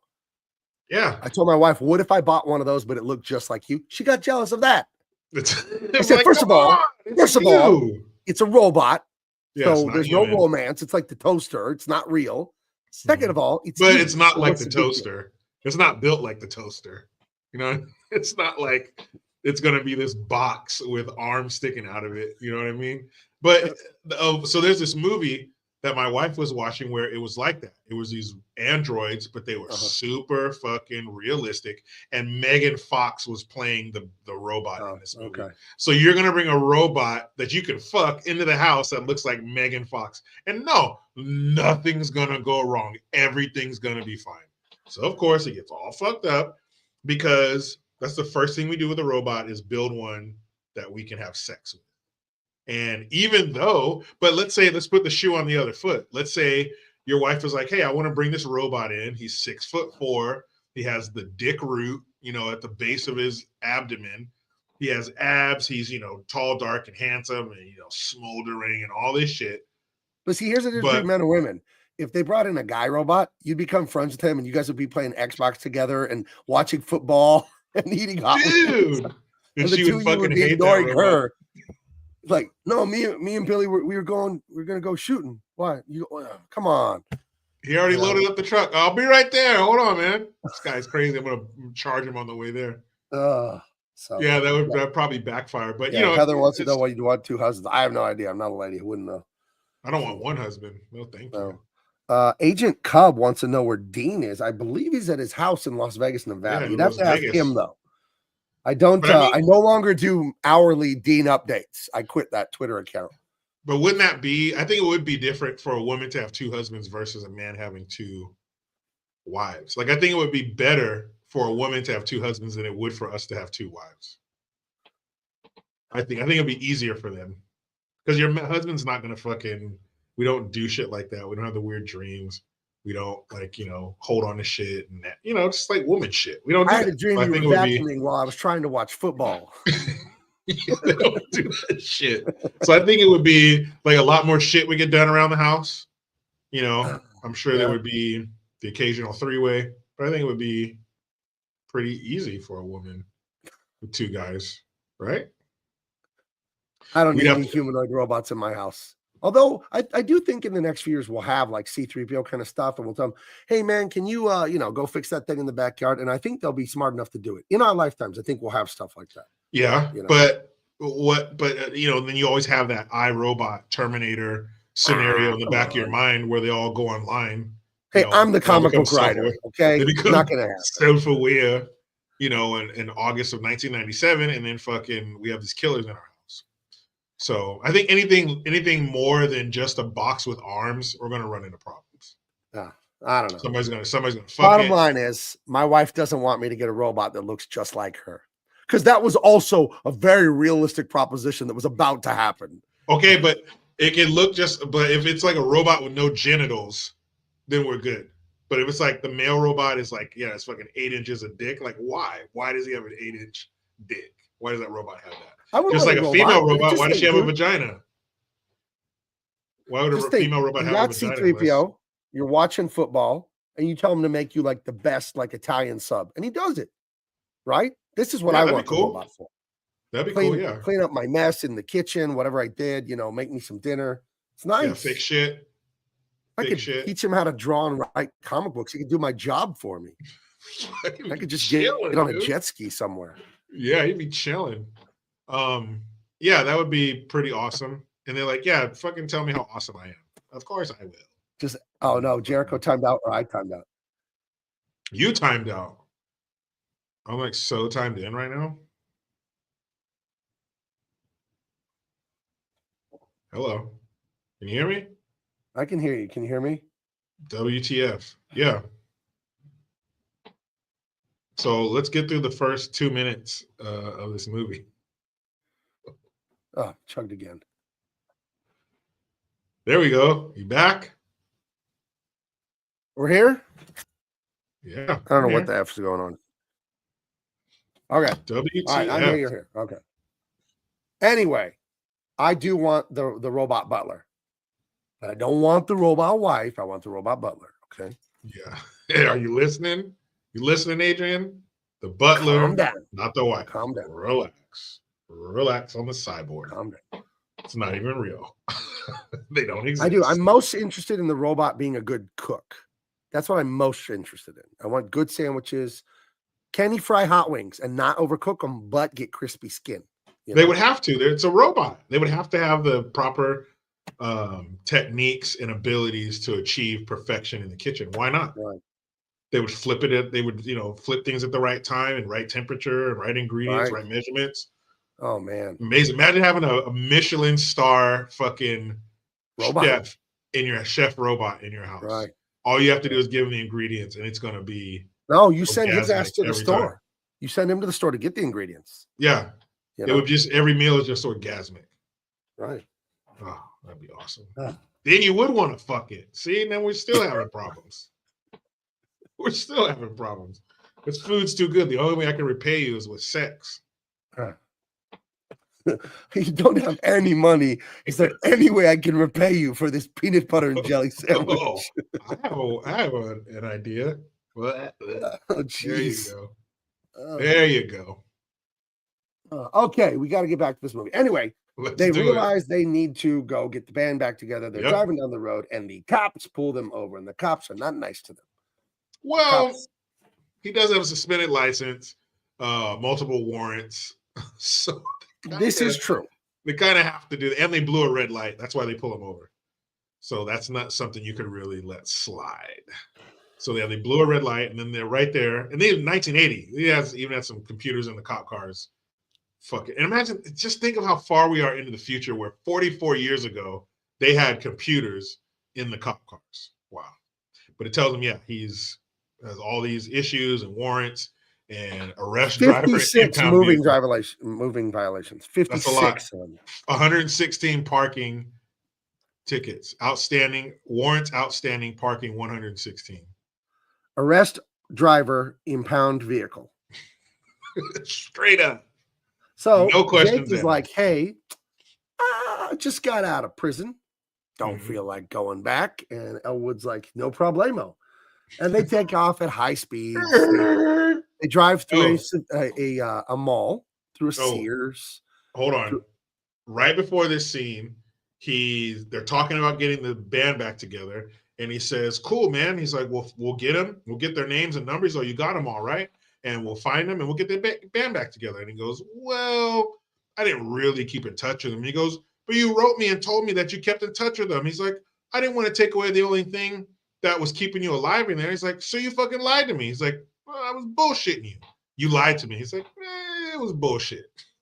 Like, and you understand that, he didn't want to be like, no, we're not in touch. We don't talk. He was doing his brother a favor by, keeping hope alive and telling him he was still talking to everybody. But it turns out they don't know where anybody is, starting from scratch, but we're on a mission from God. Then the cops pull him over. And then one of the most iconic scenes, anything in a mall. The music in this scene is so good. It's like the Blues Brothers. Yeah. Almost so circus-like. Anything in a mall, anything, a final fight scene, a gear-up scene, drive through the mall scene, I'm all for it. A police chase through the mall, and there's a great part where they're speeding through the mall. The cop chase, and either Jake or Elwood points to where the service and go, oh, they got blah, blah, blah. Like some product is like, what does he say? I can't remember what it was. He's like, those just came in this fall. He's like, there's a lot of room in this mall. And these dudes are just crashed. I mean, through glass, everything. So it turns out this mall had been abandoned because of high crime and theft. So high crime in Chicago? What are you talking about? Crazy, right? So they abandoned the mall. So they bought a bunch of stuff, refilled it with merchandise, and then drove through the real mall because they didn't want to build a set. So they found an actual mall in Illinois and just fucking tore it apart. And they promised anything that wasn't destroyed, they would return to the vendors. So they were driving through a real mall, and that shit must have been so much fun. Right. It held the record for the most cars destroyed in a movie. Right. Until like 2 years later, somebody broke it. But this is one of the best scenes, man. Not only the music, but these dudes are driving through the mall. Like, imagine all the cool movies. Remember the cool movies where they're in a sporting goods store? Like anything where everything you need to fuck shit up is in there. I love it. This is great. Yeah. The other great mall scene is Invasion USA with Chuck Norris, where they're driving that little Toyota truck or Nissan truck through the mall. Yeah, it was on display. Yeah, hell yeah, man. Something going on in the 80s, driving cars through malls. It's pretty awesome. It was. Did you see the dude about a month ago? he bought a car from a dealer used, and it was like a total lemon, so he drove it through the front Oh, I window. saw that. Yeah. To the dealership. We've all taking this lost our back. temper, but dude, that's gonna cost you. Like, Yeah, you're going to jail, man. that's the kind of one where when you're that mad, go take a shower. Because here's what you do: you go take a shower and then have the argument in your own head in the shower. Yeah, well, guess what? I am bringing the car back, and you're giving me a real full refund. And you're just like washing your hair with Head and Shoulders, you know. So Maybe he was trying to have that argument, but it was like, yeah, do that shit. Drive me through there. Are you sure? Yeah, man, drive it through the fucking window. You're right. I'm going to go do that shit. You know, maybe his voice in his head wasn't doing the bad guy won. Yeah, the bad guy, he was. You ever have an argument? Good one. You're reliving an argument in your head, and you get so intense, you say something out loud. Have you ever been talking to yourself and then you hear yourself say something? Or you find yourself like scowling, like you have a look on your face because what you're thinking about is pissing you off so much. But yeah, this shit was cool, man. Driving through the mall was awesome. And then like you have all the sounds of people, the music that's going, the sounds of people, oh, hey, out of the way. They're crashing through buildings. They even drive into a music store and the cymbals are all crashing. And then, whoa, boom, they drive out the front window of the mall and then it's all quiet. And boom, they take off. So then they're gonna go home, but then of course this is an action-packed movie / musical / comedy. So you're not quite ready to go to bed yet because somebody has a plan to fuck you up. Right. So they go to like one of those weekly rate hotels. I guess that's where Elwood lives, and that's where he lives. You got my cheese whiz, boy. The elevated train. So the train goes by the window every 2 seconds and just shakes the entire apartment. Yeah. But the rent's cheap. Right. I think if you're a bachelor, if you're a man living by himself, you could totally fucking deal with that for sure. You would just make it. You probably wouldn't even hear it after a while. Right. And it's a ratty little like studio. He's got like enough room for like a mattress, probably has a toilet, or maybe there's a toilet in the hallway and there's like a hot plate to like warm a can of beans. He's not living good, Elwood. He could probably stand in the middle of the room and put his hands on both walls. Like it's real small. Yeah. Oh, here's the line, old Renaissance boomer. There's pants and burgers. There's a lot of room in this mall. Disco pants and haircuts. Yeah. The non sequiturs they keep spitting out during the chase scene are crazy. So this is a woman sitting in a sedan holding a bazooka. Yes. And it is none other than Princess Leia herself, one Carrie Fisher, she's a good actress, but an amazing comedic writer. She's an amazing, hilarious person. Which Star Wars was out at this time? Well, if this is 1980, Empire Strikes Back, the first two would have probably existed. Or maybe Empire's going to come out a few months after this. Well, I think because this came out in June. So Empire was already Empire out. Came out at Christmassy time, right? Because I'm not sure. I think Empire came out first. Because Empire was number 1 and this was number 2, and she's in. I think movies. Return of the Jedi came out at Christmas, the third one. Okay. This came out May 6th. Okay, so yeah, or May 21st before this. May 21st. She was in both movies, number 1 and number 2, at the box office, and she was beautiful back then. Oh yeah, I've told you about when I became aware of women. It was her. So this came out June 20th. Blues Brothers. Empire came out May 21st, so 1 month before. So she was in the number 1 movie and the number 2 movie. She had a hot year. When I was 7 years old, I was standing in my grandmother's room where the TV was, and Princess Leia was on TV for whatever reason in that white dress. And I was 7, and I realized I really like girls, and I didn't know why. Yep. But something felt different seeing this, and it was Carrie Fisher. Carrie, you had the honor of being the spark that is now a raging inferno, known as the eternal flame. Passion. It has not diminished in intensity. I was telling someone the other day, I'm shocked that I was 18 when I had my first kid and not 15 or 16. So. Yeah, wasn't for lack of effort, huh? So, and it's all Carrie's fault. And you don't know who she is. She's just some lady who, for some reason, is blowing up this building. So they're sleeping. She fires a rocket into the building, blows it up. It like collapses, and they just get up and brush off the brick dust. He's like, "Oh, we gotta get started," and they just get up It's such a great scene. They get out and you hear that clink and the drag of the way bricks sound chalky on each Yeah. other. And they crawl out of the bricks like it's just another Tuesday. And they brush themselves off Yeah, like, like hey, okay, let's go. let's go get inside. started. And then it's dun dun dun dun dun dun dun dun. I think it's Peter Gunn. That's the name of that Yeah. song is Peter Gunn. Dun, I dun, think by dun, Harry dun, dun, Harry dun. Mancini. Right. Dun, Oh, Rob Cortez says it was Kathy Ireland that awoke in him. Oh yeah, supermodel. Who was it for you, Jericho? The first woman you saw, you're like, damn. That was probably Vanity. Oh, I didn't Last see Dragon. Vanity until 2-3 years ago when I saw that movie for the first time. Last Dragon, 1985. Yeah, There you go. was a gorgeous woman. R.I.P. Yeah, They're both dead. Carrie Fisher Carrie and passed away Vanity. a couple years back. Yeah, Vanity passed away a long time ago. But yeah, that's some shit. Spy Hunter video game had that theme song too. Yes. Oh yeah, I man, loved that's playing Spy that was the Hunter at shit. the mall, but my grandmother hated video games. So I lied to my grandma one time to take me to the pet store at the mall because it was next to Tilt, the arcade. Oh, for you youngins that grew up without arcades, you don't know what you missed. So much fun. Poor bastards. Dude, none of the miser says it was Kathy Bates for Oh damn. You took a turn. But whatever got you there, man. Hey You're there man, now. whatever gets you there, buddy. You're there now. Yeah. Ooh-wee. He saw her hold that sledgehammer over James Caan's ankle. Dude, that movie was fucked up, man. Yeah. Wow. No, Vanity died in 2016, so that wasn't that long ago. Oh, she's from Nick Canada, Hardick. eh? Nick Hardick, Kelly LeBrock, and Weird Science. Dude, that is number 2 for me. Remember, I always tell you guys on the show, I saw movies I wasn't allowed to see at Tim and John's house, my cousins, because they had HBO and their parents didn't care what they watched. I saw like half a Weird Science at their house. And Kelly LeBrock coming out of that bathroom with the pink light behind her. Right. It changed your life, man. So, Kathy Suba says she lives somewhere where the malls still have arcades. Damn, is that in America? No, we have arcades here in San Diego, but they're barcades. So it's like a bar and the video games are free. That's kind of fun. And in Las Vegas, which I always go to Las Vegas, there's the Pinball Hall of Fame, and it's filled with pinball machines, but video games from many, many decades past up till current stuff. It's really fun. It's free to get in, and then the games are just a quarter a piece, so it's really awesome. Most of them are a quarter. It's really awesome. So, prove you're not a bot. He had a Kathy Ireland poster on his wall as a kid.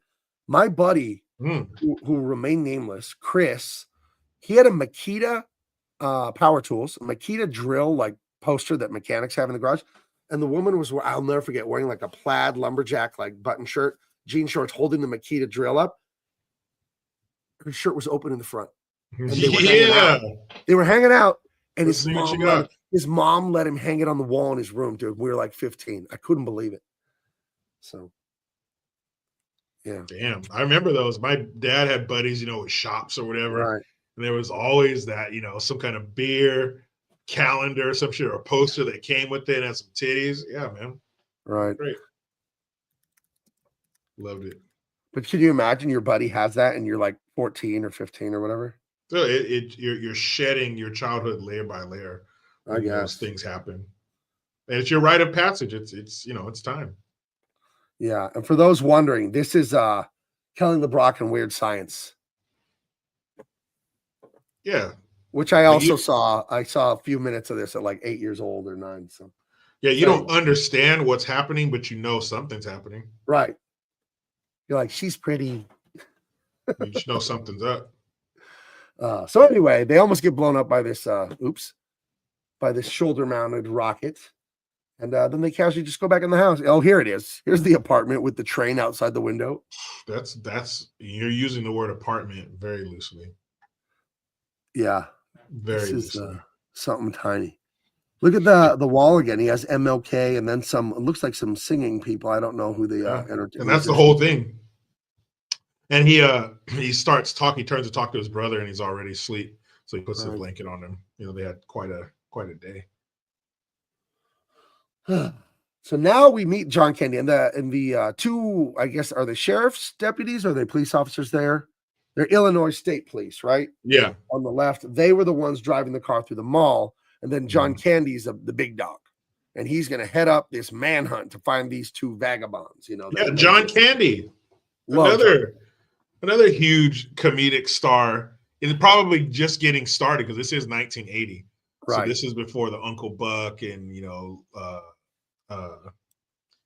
Great Outdoors and all that kind of shit. So Planes, Trains, and Automobiles. Right. There she is. Yeah. There Yeah, she she's is. a beauty. Still not enough. She fired a rocket into the building. That wasn't enough. So let's hit him again. So she hits them with a bomb planted there at their hotel. The whole building comes down. So they've got the Illinois State Police after them, the Illinois State Police Chief. Now they've got Carrie Fisher hunting them down. She's actually trying to kill them and not arrest them. And you'll see as the movie progresses, they add more and more enemies that are chasing after them. Yeah, they got quite the collection of people chasing them by the end of the movie. And I'm talking hundreds of people are chasing them. Let's see. Oh, what do we got here? Yeah. So then, this is the part where they climb out of the bricks. That's right. And it's a real slow. The way it's played is so funny. They slowly slink, and you hear the clinking of the bricks hitting each other. Yeah, the camera holds there for a second, and you're just seeing the bricks, and then they start to move. So then you're starting to see where the people are buried in the bricks. Yeah, it's a great scene, man. The Foley work was great. So now Elwood's in who's this office guy again? You know what? I think this is a scene that was like added. I don't remember ever seeing this scene before. Me neither. What version is this? This must be this right here. This is the guy's mom that they go to see. But yeah, the other scene, that must have been like a different version that I never seen that before. Huh. Maybe that's I don't recognize that. I've seen this movie 1,000 times. I don't recognize that. Maybe I just forgot. Then they go to see the the guy's mom, and she's a character, but then he's not there, So yeah, but she puts him on the right track, to find him. Right, and they go to.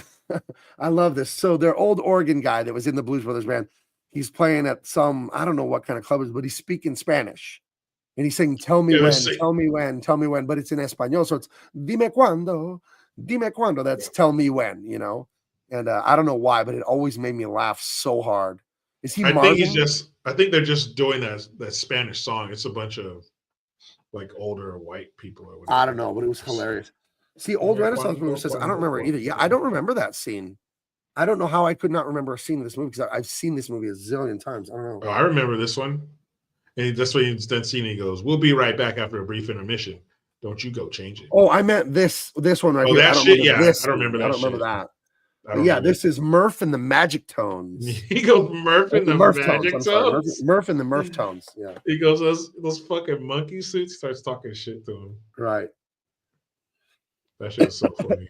So the Blues Brothers come in. They tell these guys, "We want to get the band back together, play the big concert, this and that." And they're all doubting, like, no. You already got arrested last time. The shit never works out. We're making money here. We're doing this. And that's what does he call it? It's a candy ass monkey suit. Yeah, he's all these candy ass monkey suits. He's like, "What about you? You still wearing the same suit you got arrested in?" He's all, "Look," and then Elwood goes, "Hey man, he got arrested, trying to cover a bill for you guys, like at a venue or some shit like that." He's like, "Yeah, we haven't forgot." He's like, "We're getting the band back together, man." He's like, "We're on a mission from God." And they were like, fuck it. And they were like, "Man, I'm tired of wearing these dumbass suits anyway. Let's get back on the road." And these are all, like I said, the band from the Tonight Show. So these are all bona fide, like studio artists who have worked with, the best artists in the world. These guys are experts at their craft, some of the best in the world. So it was a bunch of musicians trying to act. I did not know they were the Tonight Show band at the time. I had no idea. Yeah, the only one they're missing is Paul Schaefer. I knew they were real musicians. I just didn't know where they had come from until you said that. Matt Guitar Murphy, Donald Dunn. This is he's dead. They're both dead in this picture. Yeah. So then they go to Shea, whatever, some restaurant. I forget the name of it, but one of their old bandmates is the maitre d' at one of the fanciest restaurants in town. Mm-hmm.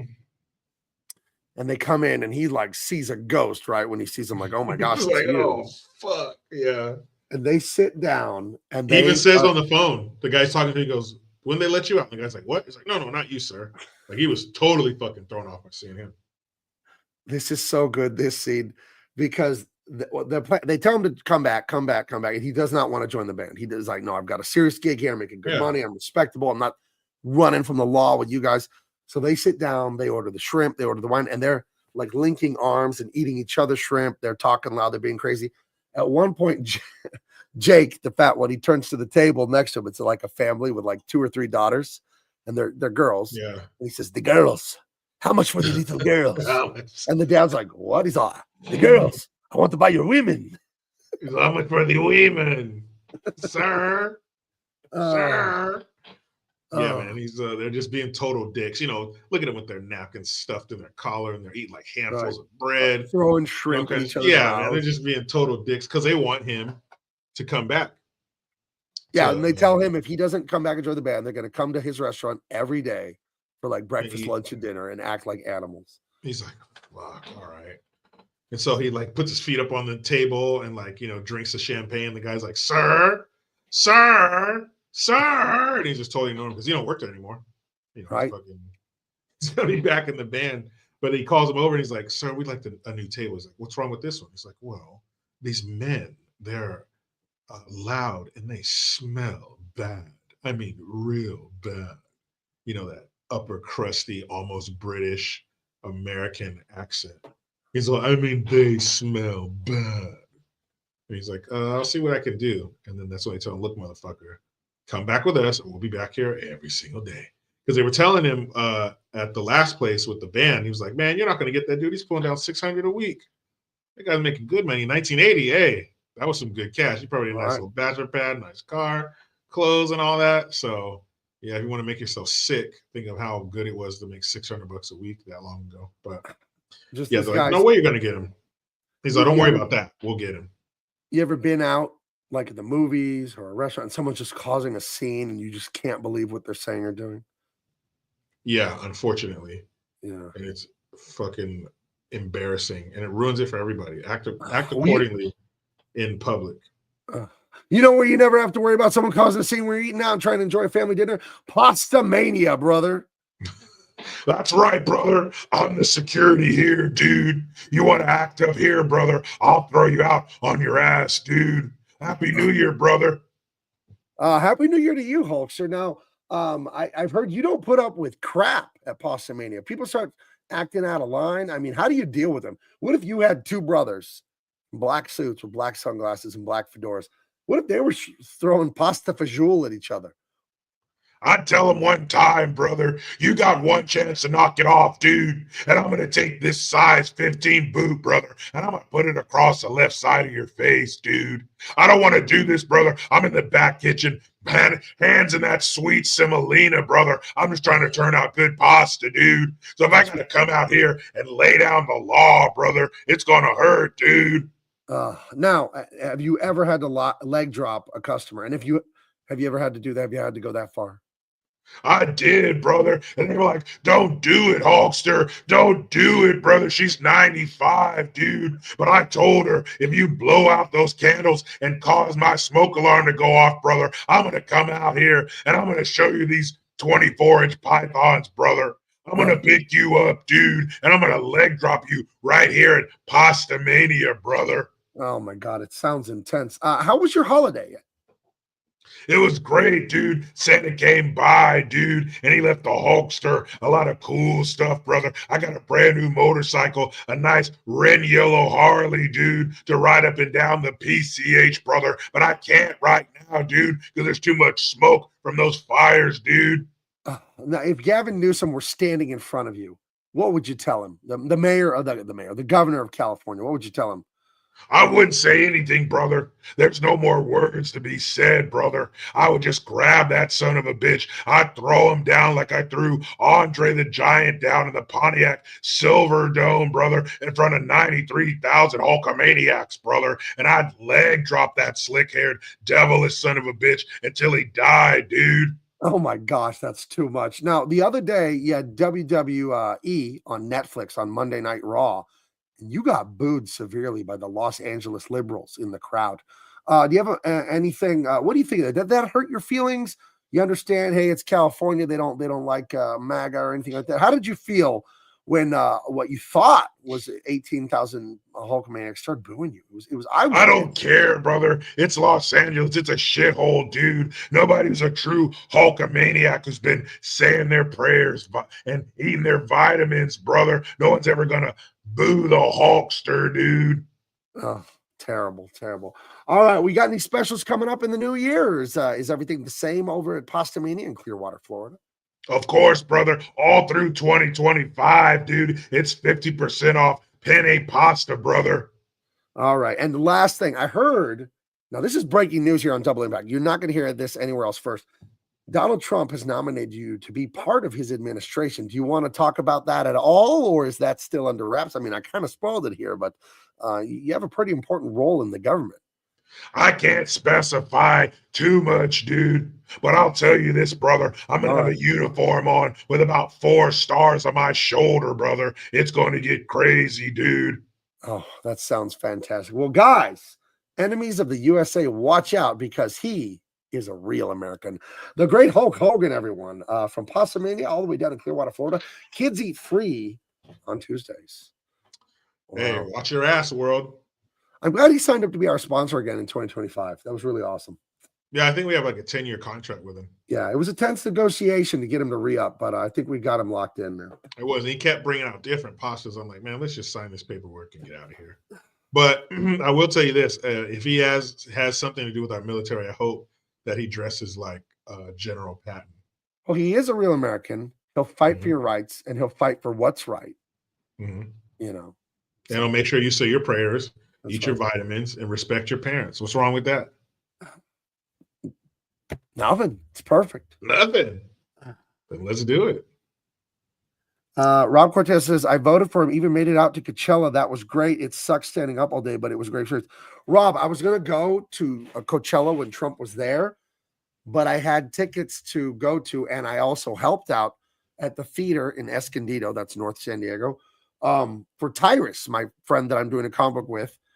Tyrus was doing his stand-up show in Escondido that very night. So it didn't make sense to drive out to Coachella like 3 hours and then drive back. And it would have been, but I really wanted to go to that one too, but I already had a prior commitment. So, yeah. Some bitch. Yep.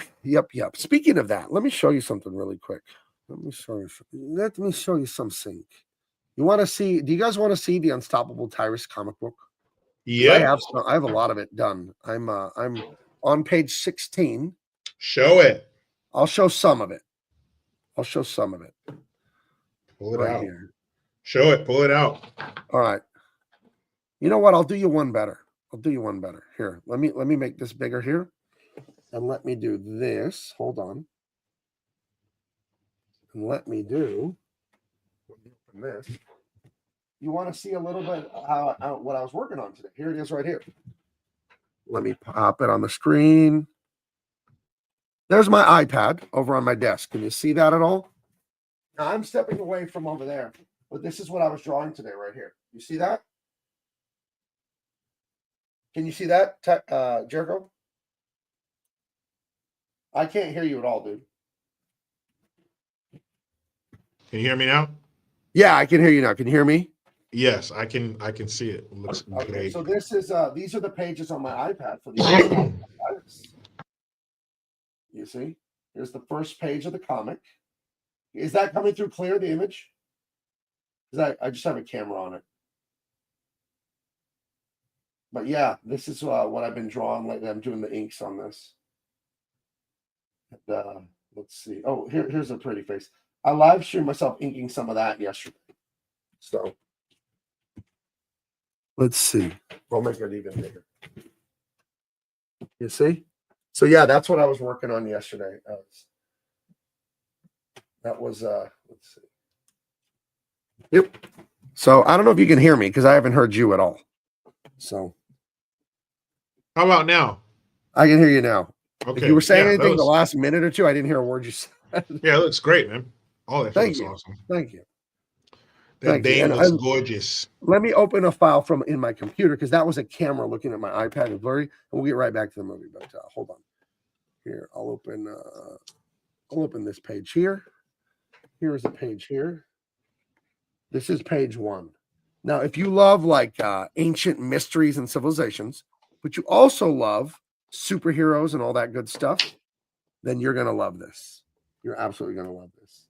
But yeah, these are my inks over Acheon's pencils right here. And I'm hoping to finish this book I hope I can finish it by the end of May, inking this. It's 120 pages. I'm only on page, I think, 16 today. But yeah, we're having a good time. I'm having a very good time working on this. I'll show you one more. Show you uno más, and then we got to move on. This is, I did a live stream yesterday. You can go back and look at it. And do I have it here with me? Oh, I don't have it with me. Let's see. What else? I'll show you this one. I showed you guys this one like 3 weeks ago when I was working on it. But I won't say anything about the story, but look at that mutant eagle guy. Isn't that fun? Yeah, that shit looks cool. Yeah. And this is all penciled by my buddy Acheon and then inked by me. I'm doing the finished inks on this. And I'm doing it on my iPad. I usually like to work with real pen and paper and all that, but it would about double the time. And I'm trying to finish this before Comic-Con. So no, that looks awesome, man. That shit looks really cool. Thank you very much.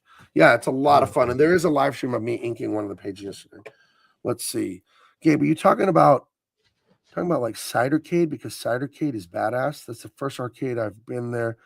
You don't have to use. I don't know what Cidercade is, but there's one called Brewski's. It's right by, Top Gun, the movie. The Navy base there, the Marine Corps base, right there on Miramar Road. There's one called Brewski's, and they have tons of free games. And I don't drink alcohol, but it's a bar, hot wings and snacks and free games. There's one like sort of in North Park, San Diego called Coin Op, I think. And then there's a few in town, and I like going to those. I've only been to them a handful of times, but those are fun. I've never heard of Cidercade, though. If there's a Cidercade in town, maybe I'll check it out sometime.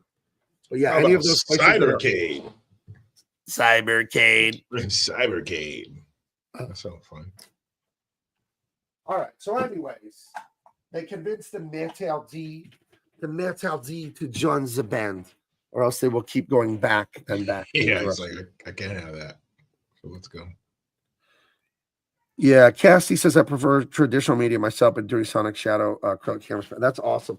Yeah, I prefer traditional myself too, Cassie. There is nothing like it. Here's an unused cover for the Unstoppable Tyrus. I'll show you real quick. And this is traditional media, right? So this is pencils and inks and all that. So yes, I prefer to not draw on the iPad, but the iPad is fantastic. It absolutely works great. So, but I like the details I get in here though on that beard. Check that out, huh? And then the white paint for the spittle in his mouth, and yeah. So this is a lot of fun. All that cross hatching. It's so much fun to pull that stuff. See the lines on the fingers, like how much time you're taking to pull those shadows there. So yeah, this is all by hand. This is a real sheet of paper here. But I'm doing it on the iPad for the sake of time, So, Still looks great though. Yeah, and it does upset me that there's not an original piece of paper with the drawing on it. But the covers, I'm going to do them on paper. You know what I mean? Mm-hmm. So at least those will exist. So those will be anyway. Moving on. So they leave. They're driving to go collect more band members, go figure out more what they're doing, and they run into a Nazi rally. This is where he says he really hates Nazis. He hates Illinois Nazis. Yeah, those are the worst ones. He's like, what the hell's going on here? Because all the traffic's backed up. It's like, what the hell's going on up there? Damn, Illinois Nazis won their court case. Now they're marching. He goes, I hate Illinois Nazis.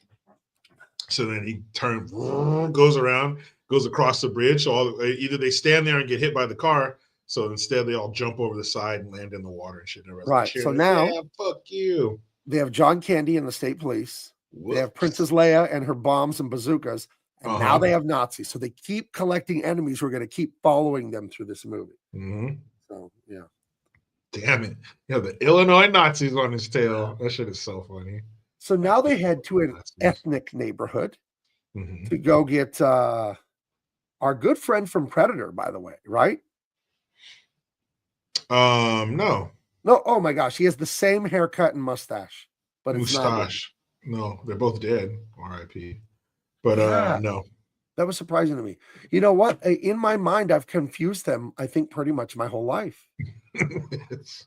No, let's break that cycle right now. That is not Carl Weathers.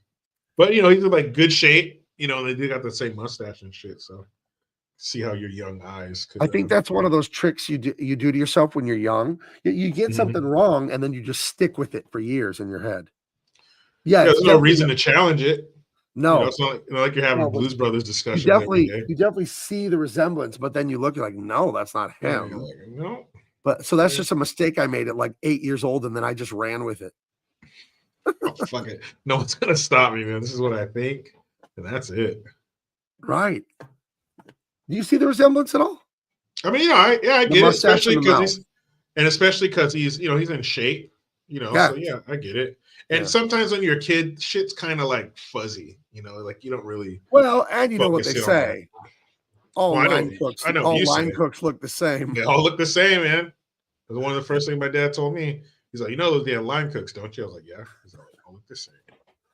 So you're right. So anyway, they head down to the Soul Food Cafe because they got to get this guy back. And these guys have gone on with their life. Jake Elwood, he went to prison. The band is over. They're done. And these guys have turned over a new leaf. He's there with his woman. And they come in, and it's Aretha Franklin, who, if you don't know, you better ask somebody. One of the great singers of all time. Get your shit together. And I think it's as a child how I learned to spell the word respect, right? Probably. And that's cool. RESPECT. Yeah. Find out what it means to me. Sock it to me. Yeah. What does sock it to me mean? What exactly does that mean? Give it to you, I guess. I guess. But however you learn how to spell, it doesn't matter. You learn how to spell. So yeah. So they come in, they sit down, they want to talk to her husband. She's the one taking the orders. And this is what does Elwood want? He wants 2 slices of dry white toast, and Jake wants 4 fried chickens and a Coke. And a Coke. She says, okay, do you want white meat or light meat or dark meat? Because she thinks he means 4 pieces of chicken. Yeah. But this glutton, he's like, no, I'm talking about 4 whole birds. I want 4 fried chickens and a Coke. And a Coke. Don't forget the Coke. Right. And he wants dry white toast. And she goes back there. She's like, these 2 fools are dressed like Hasidic diamond merchants. This one wants dry white toast, and the other one wants 4 whole fried chicken. And he goes, she says it to her husband. She says, this one wants dry white toast. He goes, Elwood. Yeah. So the other one wants 4 fried chickens and a Coke. He's like, Jay, shit, the Blues Brothers. And he takes his apron off, goes up there, and they're like, oh, hey, man, what's up? Blah, blah, blah. So, but she doesn't like him because, I think they stiffed him on some money. And so, he's looking at it like as a dreamer. He's in the band, he's a musician, we're going to make it. And she's more realistic, like, look, motherfucker, these guys, whatever. They didn't take care of you in whatever way. But he ain't trying to hear it. He's like, look, woman, I'm the woman, or I'm the man, you are the woman. That was 2024. I'm the woman, you're the man. But he's like, I'm the man, you're the woman, you do what I say. She's like, you better think about what you're doing. And so then they break into the song. You better think. Yeah. But before that, right before that, there's a line my brother and I still quote to each other to this day, because she's going off on him that you're not going with these 2 idiots. We got this business here. We got a family, blah, blah, blah. You're not taking off with these guys. And he just goes, shut up, woman. Because sometimes that's what you got to say. Sometimes when you're a wife, you're just like, shut up, woman. You better think. And then so another famous. Yeah, it's such a great soul number, and it's awesome. And then these women in the background start like being her backups, and they were just eating. They were just out of nowhere, and they just start dancing and singing like backup. And then that classic musical, like how the hell does everybody know all the moves and words? But that doesn't matter. They do. Right. They're in sync, and it's fucking great. And then the other line cook comes out. He's a saxophone guy. Is he Blue Lou? I don't remember. The names, man, they escape me, the names. Because they don't say the names much at all in this movie for the band guys, So, but I don't remember his name. But yeah, he comes out, because of course he has a saxophone by the stove. Right. And he just fucking comes out and starts doing his thing, which is great. All these guys are amazing musicians. So when they have their solos and shit, they're awesome. He comes out and he wants to go with the band too because he's part of it. And she just kind of looks at him and says, well, go ahead, damn it. Yeah, get the fuck out of here. He's kind of hanging out like, is it cool? Like, go get out of here. Shit. It's Lou Marie. So I think it is Blue Lou. I think this one is Blue Lou. Yeah. Okay. Yeah, then he just he runs off and boom, they're back. Oh, well, almost. Yeah, still got a few more people to get. Then we cut to Carrie Fisher reading a manual for a flamethrower. That'll come up later. So rocket launcher little Bomb. light afternoon reading. She's just reading about flamethrowers. Yeah, nothing serious. And look at the one manual on the left that says anti-personnel mine. Dude, so rocket launcher, a bomb, now a flamethrower. Okay. Yeah. So then they go to see the great Ray Charles. He has a like kind of a music, I think it's a pawn store or a musical instrument store. I can't tell. It's a music exchange, what it says on Okay. front. Ray's Music Exchange. So I guess, yeah, a pawn shop, exchange little bit your of both. property for some money. And they want to buy a new organ for Murph from the Magic Tones. And he wants to sell him this organ here. And you know, Jake's like, oh, this thing's a chunk of shit or whatever. It has no action in the keys and blah, blah. And Yeah, Ray's yeah. like, I think it sounds right. And Ray Charles sits down and just hammers it out. And Fucking kills it. Bend over, let me see you shake your tail feather. Another great musical number. And everyone in the very ethnic neighborhood is going crazy, dancing and bending over, doing this crazy chicken dance with the hands as the feather on the butt. And it's such a fun number because it's so goofy. You know what I mean? You can't be uptight and like this one. You got to be like, this one's crazy. Probably the craziest song in the movie. They didn't use all professional dancers, just a few of them, and everybody else are just people in the neighborhood who just came out to dance and shit. So he said they were saying how it added to, like, you know, the whole community kind of real feel to it. And Dan Aykroyd told a story that one day they were filming in the neighborhood, and John Belushi was so beloved by the people because Animal House came out 2 years before this. They're both on SNL. And he said he knocked on somebody's house and they let him in. He had dinner with them and then fell asleep on their couch. And so Dan Aykroyd went and found him and brought him back. And then, of course, a lot of drug use and him not showing up to set and just fucking, you know, being, you know, like those guys are super, you're the height of your popularity. Drugs were worked into the movie's budget for all the night shoots to keep them going and shit like that. Wow. So they were like condoning doing booger sugar. They have a cocaine budget for this movie? Yeah. Jeez. Hey, that's the 80s for you, man. Yes. Shit's everywhere. Let's work it into the budget. Okay. Fuck it. So yeah, they're at this phone booth next to a propane tank. That's not gonna be good. And Princess Leia decides to set them ablaze. Mm-hmm. And it blows up the propane tank, and then it blows up the phone booth. Dude, it blows the camera, it shows it from below. So if like there was a camera at the bottom of the phone booth, and then it just rockets straight up in the air. So you're watching this phone booth go higher and higher in the air. It had to go like, fuck, man, I don't know, 75, 100 feet in the air. I mean, it was awesome. Took off. Kaboom! So it flies up in the air high enough to where if they landed like that, they would be dead. But they come down, the phone booth, you know, disintegrates, and there's all kinds of money on the ground. He goes, oh, look, $7 in dimes. And then Jake reaches over. Again, more of the, remember, they're in the building, it explodes, they get up out of the bricks, they just dust themselves off. Hey, let's go get some breakfast. So now they've been rocketed up into the sky 100 feet, they crash down, and then they just start picking the dimes up off the ground like this shit didn't happen. And that's another layer of the comedy of this, is that's hilarious that they don't even notice that they've been blown up by a fucking propane tank. And she takes off. Each time she does something, boom, she takes off. So she doesn't get caught. This reminded me of a alien story I heard this week on Twitter of, you know, they'll interview some weirdo and they're like, oh, I was there at the Roswell crash and I got the debris and, you know, I used to work for the government or whatever. And I saw a guy and his story had the biggest gaping hole in his story that made me laugh when I thought about it. He said he worked for the government or whatever, and he was there when the aliens crashed in Roswell, New Mexico in the 50s. And when he went up to the ship as part of the recovery team, there was all this, you know, alien material from the ship that had been shattered into a jillion pieces. When I examined the material, it was unrecognizable of anything I could see on Earth. And it was super strong and flexible, but it was also indestructible. Now think about what he just said. It was indestructible material, yet it was shattered in pieces on the ground. So fucking which is it, dude? I don't know. I love the crackpot people that are always talking about aliens and shit. I told you about that late night radio show that I listen to sometimes, Coast to Coast AM. Oh, hell yeah. I used to listen to that shit. I love that. Coast to Coast, man. That shit was the best with George Norrie. Yeah, but the guy was saying it was indestructible material, yet it was shattered all over the ground. So yeah, pick one, buddy. I feel like you're lying. That sounds like it's very destructible. That's Right. the most destructible something can be, is being shattered into a million fucking pieces. It was pieces of indestructible material. Like, wait a minute. Everywhere. Wait a Scattered in the debris field a mile wide, but it was indestructible. Okay. I've told you this before, but I have to tell you again. My favorite coast to coast story was a trucker called in, and he said he got abducted by an alien ship. And the way he knew is that he was driving late at night on some lone highway. He saw a bright flash, and then he woke up and he was a mile down the road.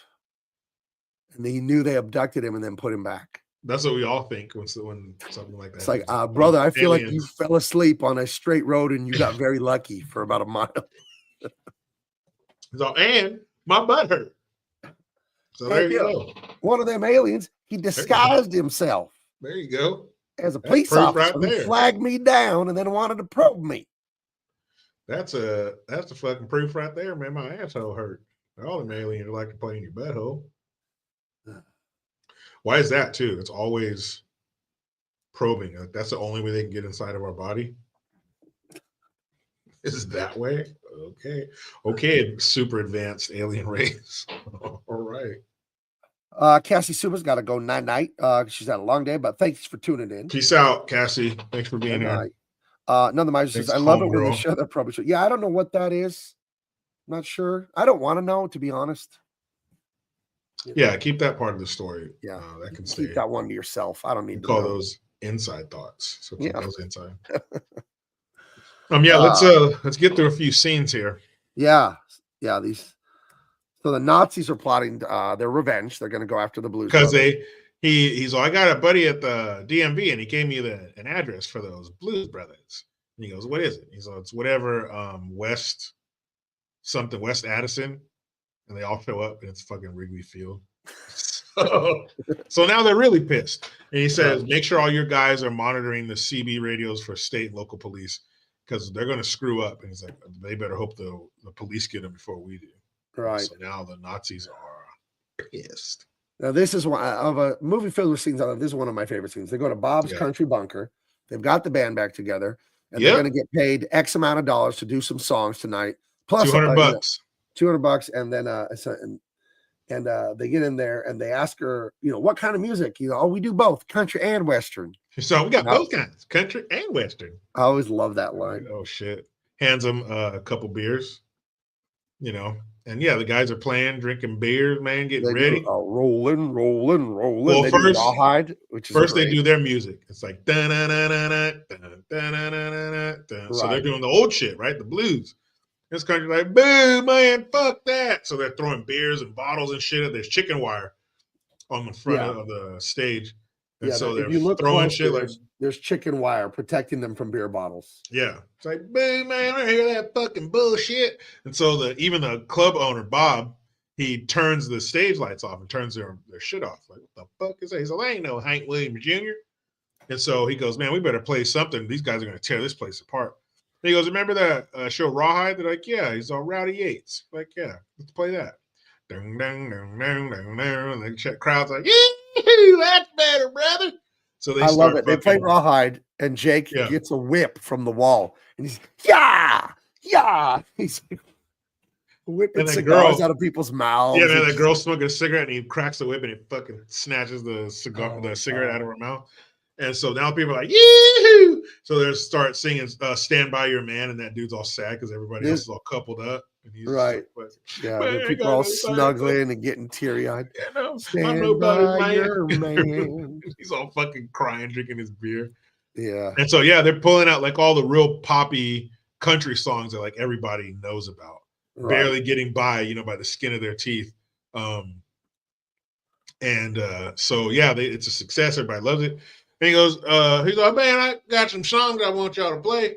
And he's like, oh, sorry to get to the songs. Like, that's all right. Y'all can play them when you come back.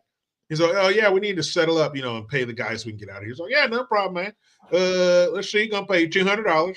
And y'all drank $300 worth of beer. So y'all owe me $100. Like, oh, shit. All right, man, no problem. We'll go let the band know, take up a collection. We'll get you your money. He's like, all right, thank you, man. So they're getting all the shit together, and they go out there, and he tells the band, go ahead and take off.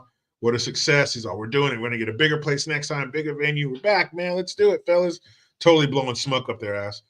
And Donald Duck Dunn, he gets out. He's a bass player, and he goes, "Well, if the shit fits, wear it. Move over, goddammit."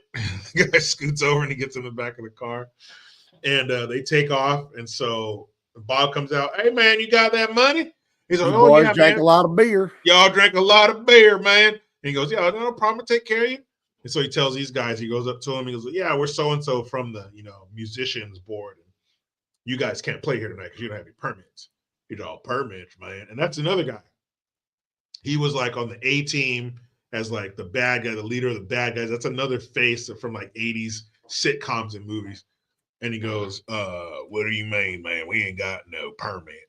He goes, "Well, man," he's like, "if you don't have a permit, you can't perform here." Oh, He's we're all, burying "Hey." the lead of the whole concept of what's happening here.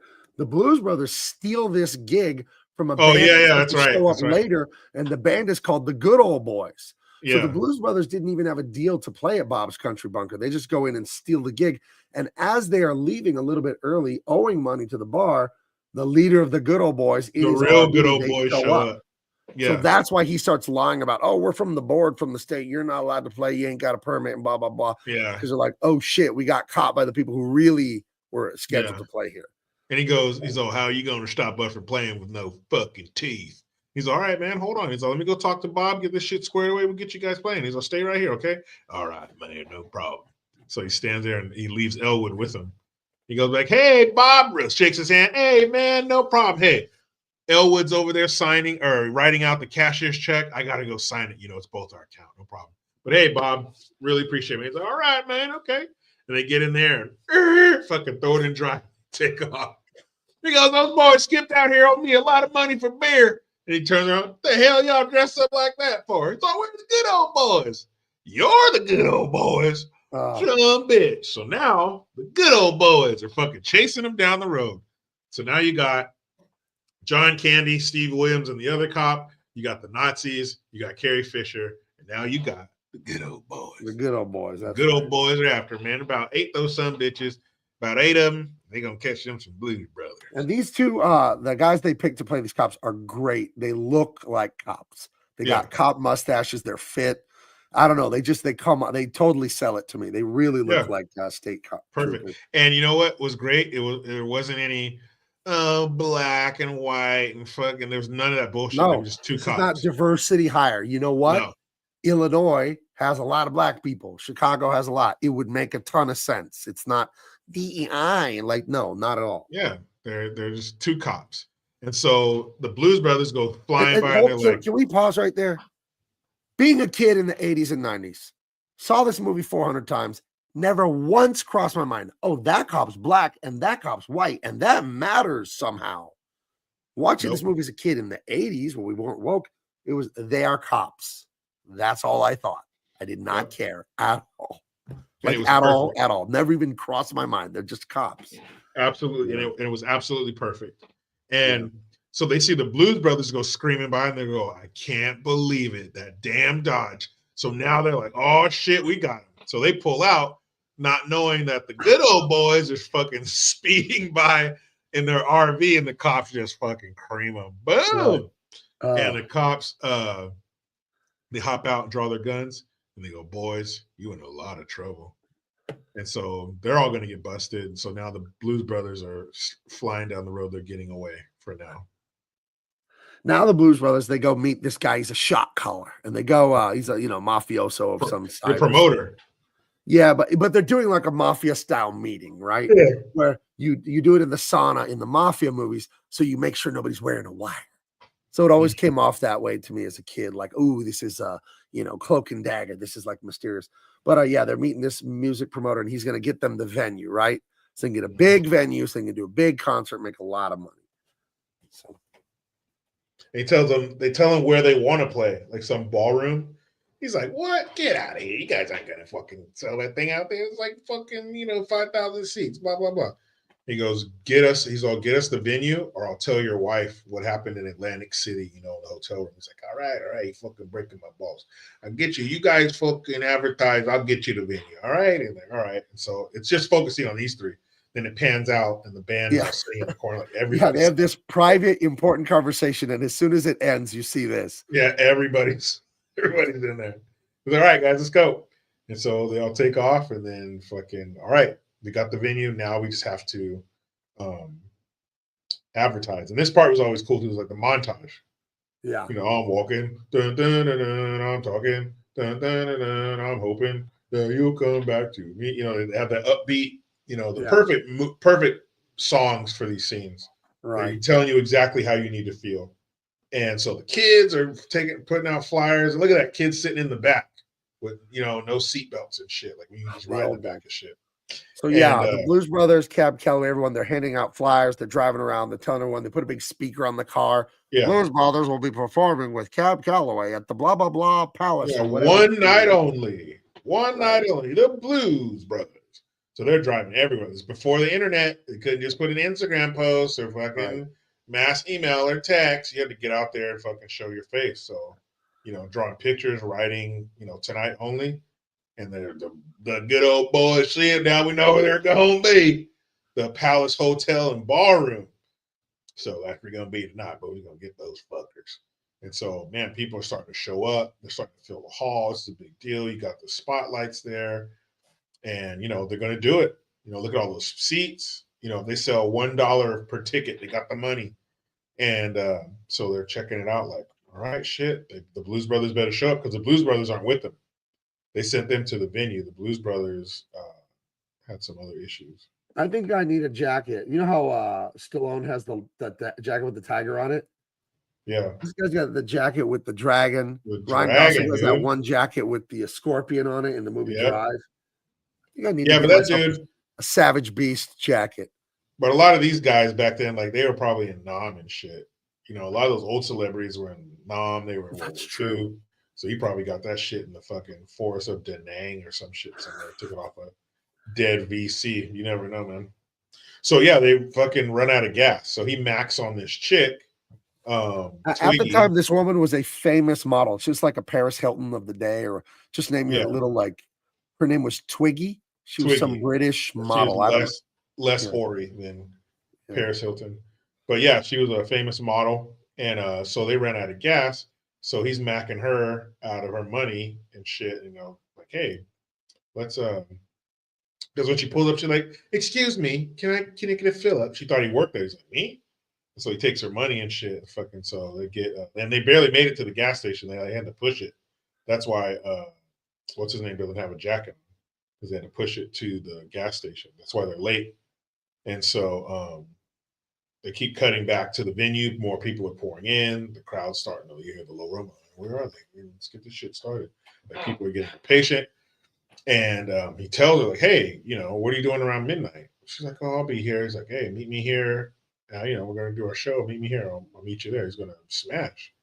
And so after the show, like they show her, she's like sitting there waiting for him, like this beautiful hot model he totally could have had. But he goes in the store and he steals, Jake steals aluminum foil and spray glue. I'm like, okay, this shit's going to get crazy. What's he going to use that for? And so, you know, back before everything was surveilled, you know, didn't have cameras everywhere. So he went in there and snagged it. Yeah, back when you could shoplift like a real American. We could shoplift in peace. But yeah, they hop in the car and they head to the venue. And now he's getting word. Oh shit, he has a flyer in front of him. He's calling, hey, they're going to be here at the Palace Hotel Ballroom. Make sure we get some backup there. So now there's like 100 fucking cops there. And it's so funny because the cops, the good old boys, so many people at the theater, and but they're going to go ahead and watch some of the concert too. I guess they're waiting for him to come on stage. Yeah, that's what they're saying. They're like, hey, we might as well watch the show. They're not going anywhere. The place is surrounded. They're like, yeah, fuck it. Let's get some entertainment out of it before we arrest them and the good old boys are there, before we beat the fuck out of them. Now, these fucking axe handles we brought. In a movie with so many great scenes, the concert is spectacular. And it's a pretty long scene. I don't know. In real life, it might just be like 10 minutes long, but they go through a few numbers and they're great. They're fantastic. The way they perform and sing and all that. It's really fun. And because they're late, they're like, fuck, man. The crowd is like, we want the show. We want the show. And so Cab Calloway sticks his head out there. He's like, shit, we got to do something. He goes, you guys know Minnie the Moocher? He's like, no. I go, he's all, no, but I know a hooker named Minnie Mazzola. He's like, no, the song, Minnie the Moocher. Like, oh, yeah. He's all, hit it. And then it cuts to, and then the next scene, they're all wearing tuxedos and Cab Calloway's in an all white tux with the tails with the tails, the jacket. yeah. Dude, just like classic 1930s. They had the little I don't know, what do you call them? Like little risers or whatever in front of them, little right, like lecterns or whatever in front of them with like the initials Cab Calloway on it and shit. right. And so they start singing because they got to give the people something. So he does Minnie the Moocher. And I guess he was going to do, he had just, in 1980, he had just done a disco version of Minnie the Moocher. And he wanted to play that because it was more contemporary and he'd sell more records. But John Landis was like, nah, man, we got to stick with the classic Minnie the Moocher. So he came out and performed it that way. And then it was fucking iconic. But that scene. It's a awesome. great scene. Yeah. And the music, the horns, man, it's fucking amazing, man. Well, and even though he's old, Cab Calloway, he still like moves and dances really well. Yeah, you know? He's got to be what, in his 70s here? Yeah, easy. Yeah. So he was born like at the turn of the century. That famous animation of that spooky ghosts where its pants fall down and it's all like moonwalking and moving. That's like a rotoscope of his moves. Did you know that? Mm-mm. Have you ever seen that dancing ghost? Mm-mm. It's in social media the last years. It's this thing right here. There's this ghost right there. You'll see it on Instagram and Twitter, and people play videos of it, and people mix it into all kinds of weird stuff. But there's a video of Cab Calloway actually dancing, and that's those moves of that ghost are taken from him. Yeah, it's a great scene, man. His moves are awesome. He says the diamond cars with the plat. Well, he also starts scatting, right? Is that where they do beep, bop, boop, bop, where they're not saying words, but they're just making sounds? And he does it like a call and response to the audience. And it's like such a fun thing. One thing that we're missing in so much art and media nowadays is not worrying if you look cool or look silly.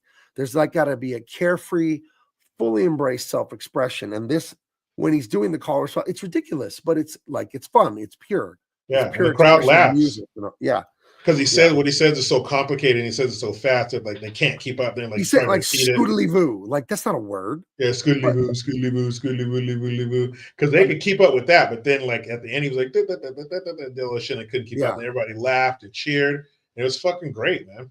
It was great. And no phones, nothing to distract. There weren't just a bunch of people's face in the glow of their phone screen waiting for them to show up. Everybody had to like sit there and look or talk or just be bored. Like, yeah, totally different. They probably do what, about 3 or 4 songs in this scene, and they're all awesome. There's everybody. Yeah, everybody. That's probably my favorite one.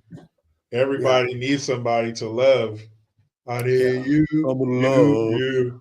Yeah, man, that part was that's great. Cool. And then they notice John Candy in the balcony, and they notice the state troopers, and they're like, "Oh, we got to get out of here." So Jake and Elwood like, make the their state way. Troopers. They sneak like, their way out of the building. You. And there's a fun scene. Like John Candy's like, he's the big hard ass boss of the state trooper, but not really. He's like a playful, smiley guy. And he's talking to the state troopers about whatever they need to do. They're up at the balcony watching Blues Brothers. He's gonna go get an orange whip, some sort of slushy drink. And he asks like, orange whip, orange whip, orange whip. He's like asking all the guys if they want one. Like, are you on duty or are you fucking around? Like, what are you doing? We're both.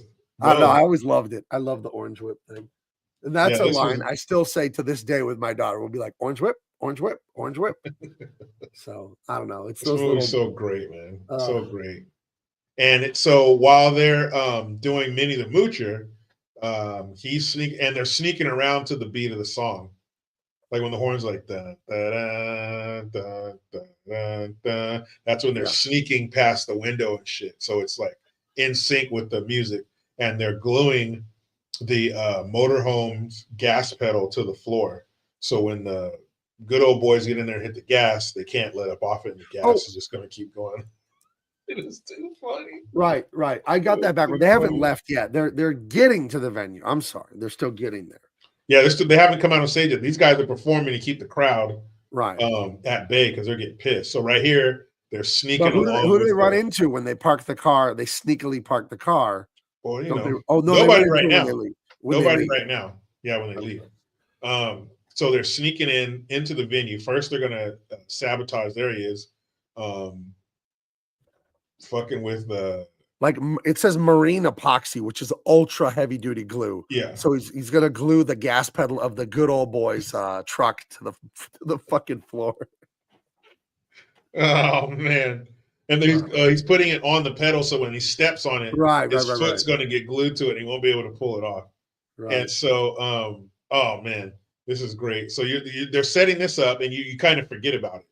And then they go in and they let the guys know. He comes up behind the stage and lets the drummer know, or they see Curtis or Cab Calloway, and they let him know. He goes, "All right, guys are here. Get ready." And then they have their song that they come out to, dun, dun, dun, dun, dun, dun, dun, dun, right? And he's like twirling a pocket watch and shit. You know, they're supposed to be getting the crowd hype. And then he like does a flip and he lands. He's like, dun, and they have their hands out like, boom. Like, and you're supposed to be cheering right now. The crowd's pissed though because they've been waiting. And then that's when they go. He goes 1, 2, 1, 2, 3, dun, dun, dun, dun, dun, dun. And they start singing "I Need You," and then that gets the crowd. The crowd slowly starts cheering, and then. Yeah, they're into it. Like, all right, motherfuckers. You know, as crazy and as silly as the movie is, and I use this phrase all the time on the show, as a writer, this is really well written as a hero's journey. I mean, it's really well written as like the heroes, you know, in the normal world they live in, entering the problem world, finding the call to action when they meet the penguin, then having the, the inciting incident, it follows all of it so well, but it's also creative and so much fun. And I do like how they just build and build and build, and they earn every moment in the movie, as ridiculous and cartoonish as it is, because it does have a bit of Looney Tunes in it, where the cop car spins over and the cop car spinning, or the bazooka or the bomb blows up the building, they climb out of the bricks, or the telephone booth flies 70 feet in the air and they survive without a scratch. There's some very Looney Tunes comedy in this. And again, that's that ridiculous playfulness I think we need more of. We need a lot more of it in media, and people who make art need to quit worrying about being cool or whatever. Like, it's so lame already. So, and John Landis is a legendary director. Animal House, Thriller Video, American Werewolf in London, Trading Places. Like, this dude directed a bunch of iconic shit. And Dan Aykroyd, this was his first screenplay, and it was like over 300 pages. So John Landis was like, well, let's cut that down a little bit. 300 is long. I think the standard screenplay is about 120. So yeah. So it's more than double. But he trimmed it down and gave us this, still gave us, a masterpiece. And so they perform, great performance. Like, I got goosebumps watching this shit again. And it's such a great, because the crowd's into it. Like, it's an awesome scene, man. And you see all the cops standing there with their guns, waiting as soon as these fuckers step off stage. It's over. They're going down. And so they get the money, and then they perform and everything, and they get the money, and they go backstage, and this guy's like, hey, my name's so-and-so, I'm from blah, blah, blah records. You guys are awesome. I'd like to sign you to a record deal. He's like, oh, yeah? He gives us a cash advance. He's like, here you go. It was like 15 grand that he gave him. So they gave 10 to the band, and they told Curtis, like, hey, split this amongst the band. He's like, we're out of here. And so they keep playing. So the cops and shit think that the Blues Brothers, because they danced with each other and they went back behind the curtain. So the cops think they're going to come back out. And so he's like, hey, split this amongst the band. We're out of here. And they take the other 5 grand so they can deliver it to the Cook County Assessor's office and save the church. So by the time these fuckers realize they're not coming back, it's too late. So they're back under the tunnel where they parked their car, and they're about to take off. And then they run into Carrie Fisher, who has shot a missile at them, blown up the building they were in, blew up the phone booth they were in with a flamethrower next to a propane tank. And now she has an M16, M1A1, M16 pointed at him in this tunnel. And now you're not going to get away. You're not going to get away this time. Yeah. So what happened was, and she shoots at him too. Like, she gives him, probably fucking 20, 30 shots. She's shooting around him to scare him. And she's like, you left me at the altar, Jake. My family was there. You fucking embarrassed me. I loved you. And so you find out that's why she's been trying to kill him. She's a lover scorned. He left her at the altar for a fucking gig. And so she's been plotting her revenge the whole time he's been in prison. Another fucking layer. So, he sweet talks her. Baby, I'm so sorry. I love you. I didn't mean to. Please forgive me. And he takes for the first time, he takes his sunglasses off. Right. Through the whole movie. The first time you see him with his sunglasses off. And, at first, though, he's pleading for his life. Yeah. And he tells her He got a flat tire. He ran out of gas. He got abducted by aliens. He's just like throwing every lie out there, every excuse possible. So please just don't shoot me. And then he gives her the, baby, I love you, blah, blah. She's like, oh, Jake. Yeah. Oh, she totally buys it. It takes his first time Yeah. you've seen his eyes the whole movie. Right. He pulls the glasses off and gives her the Yeah. those eyes. And she's like, oh, Jake. She literally says, oh, Jake. And he stands up, gives her a kiss. And then throws her in the mud. You see how he like has her, like the classic holding him in his arms, kisses her, fucking drops her, boom, right in the fucking mud, and just takes off because nothing is more important than this mission. Nothing. So he fucking dropped her in the mud. They take off, and this is where we have the part of our intro. Right. That's why this show starts with this. It's what exactly do they say? I should know this, but we have a half tank of gas. It's dark. We're wearing sunglasses. So no, we have a pack of cigarettes, half tank of gas. It's dark, and we're wearing sunglasses. He says like it's 100 miles to Chicago or something like that. Yeah, hit it. Let's go. And they fucking take off, and then it ends up the tunnel is really low that they're in, so it knocks the speaker off the top. But they just fucking boom, take off. And now, and then you see Twiggy waiting at the hotel, for Elwood. But they take off, and now the sun is starting to come up. So now you're starting to see the full scale of who's after him. And then that next scene where you see 100 fucking cop cars in front of the venue. Now you can add that to the posse of people who are chasing them. So you had Carrie Fisher, but you got rid of her now. But you got the Illinois Nazis. You got the state troopers now with 100 deep. You got the good old boys, and that's it now because you lost. Yeah, right now, but you're going to get another one to replace that when they get to Chicago.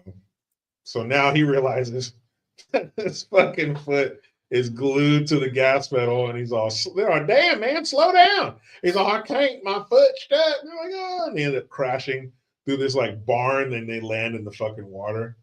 And he goes, and the guy's like, one of the guys is like, hit the brake, turn the wheel, like telling him all this shit. And then they land in the water, and the guy is about to say something, and he goes, and he has his hat's all soggy and it's hanging down, and there's like some like plastic ring around his neck and shit.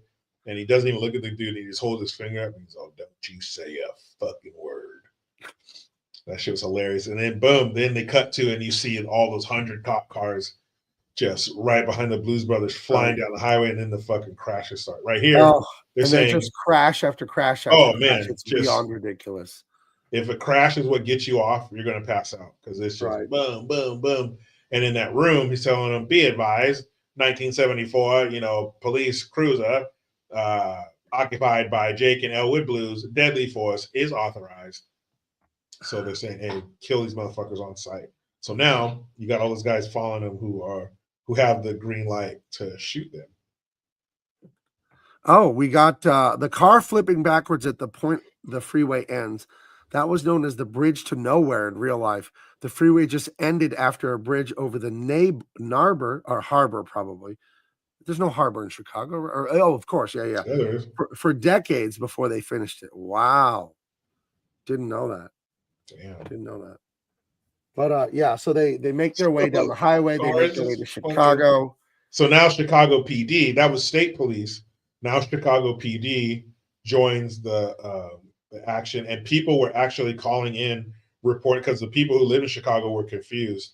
They were actually calling because like every 5 seconds there's a cop car that'll come spinning and flipping and landing on its roof and crashing. And so people were calling to report these chases, and the Blues Brothers, they were driving over 100 miles an hour through downtown Chicago. Oh, that's hilarious. It was fucking crazy. And then the Illinois Nazis are chasing with some ugly ass. It's not a Ford Pinto, but in my imagination, that's what it always. It's just some dinky little fat. Ugly. That's a red one and a green one, an even bigger green one. Those are two. They're two vehicles. And you got Nazis. You got Chicago police. You got Illinois state troopers, and you had the good old boys and Carrie Fisher. Yeah, they're gone. They're fucking. I do like the Nazi. Does he have a Luger there, or does he just have a regular revolver? I can't. No, that's a Luger. That's a little Nazi gun. It's a Nazi officer gun. Yeah. Oh my god. Might as well be authentic. So now the car is starting to have issues. Smoke, and then all this oil shoots up on the window, and Jake has to clean it off so Elwood can drive. Yeah. Here you go. Old Renaissance brewer says he thinks that was an AMC Pacer wagon. all I know is I've hated this car since I was a kid when I saw this movie. It was such an ugly ass car. So ugly. Yeah. But this movie, it's such a great chase scene from the Palace Hotel to Chicago. And there's the construction he was talking about.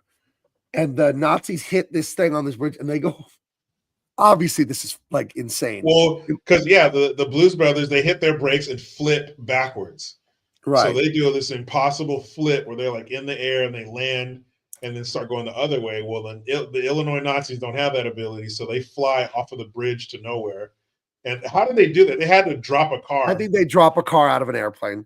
But don't they play that one old orchestra song? Dun dun dun dun dun dun dun dun dun dun dun dun.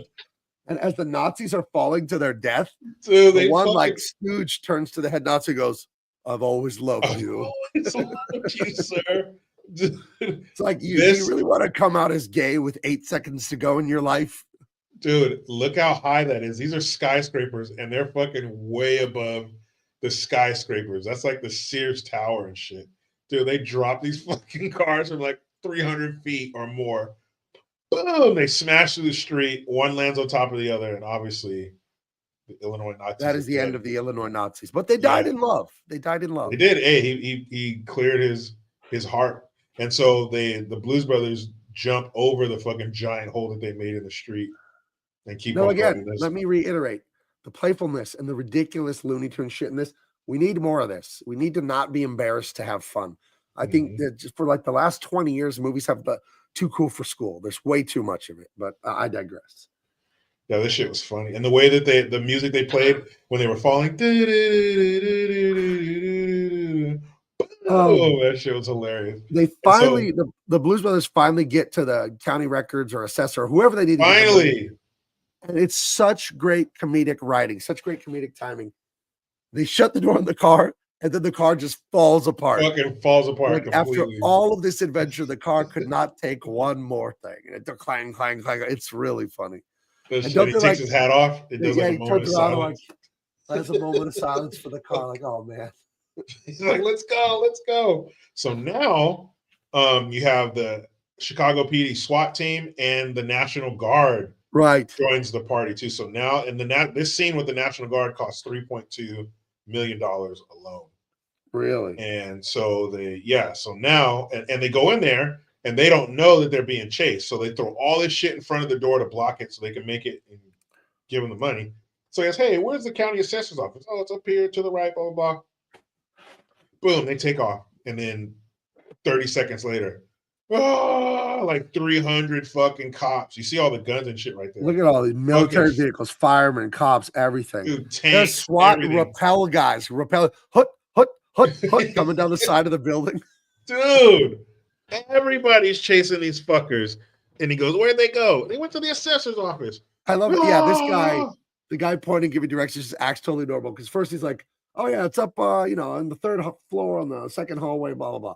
Like, oh, they went up the third floor. Just like it's a normal thing going on. Yeah, dude, there's hundreds of people standing there. And they're all screaming, going up the stairs and shit. It was so fucking loud. It's crazy. So he tells them, back in 5, he's having lunch.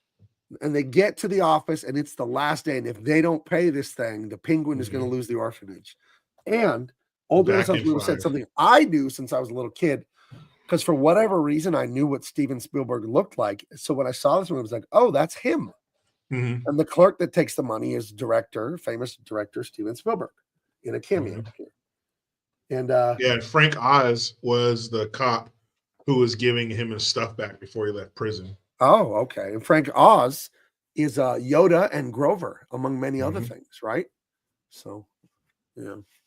So, yeah, and he's real, like, calm and nerdy about it. He's like, okay, and just let me stamp this here, and let me get you a receipt. And he has no idea the fucking tidal wave of people that are behind these dudes. And they get it notarized and everything, and he stamps it, and as soon as they reach for it, you hear click, click, and they put handcuffs on him.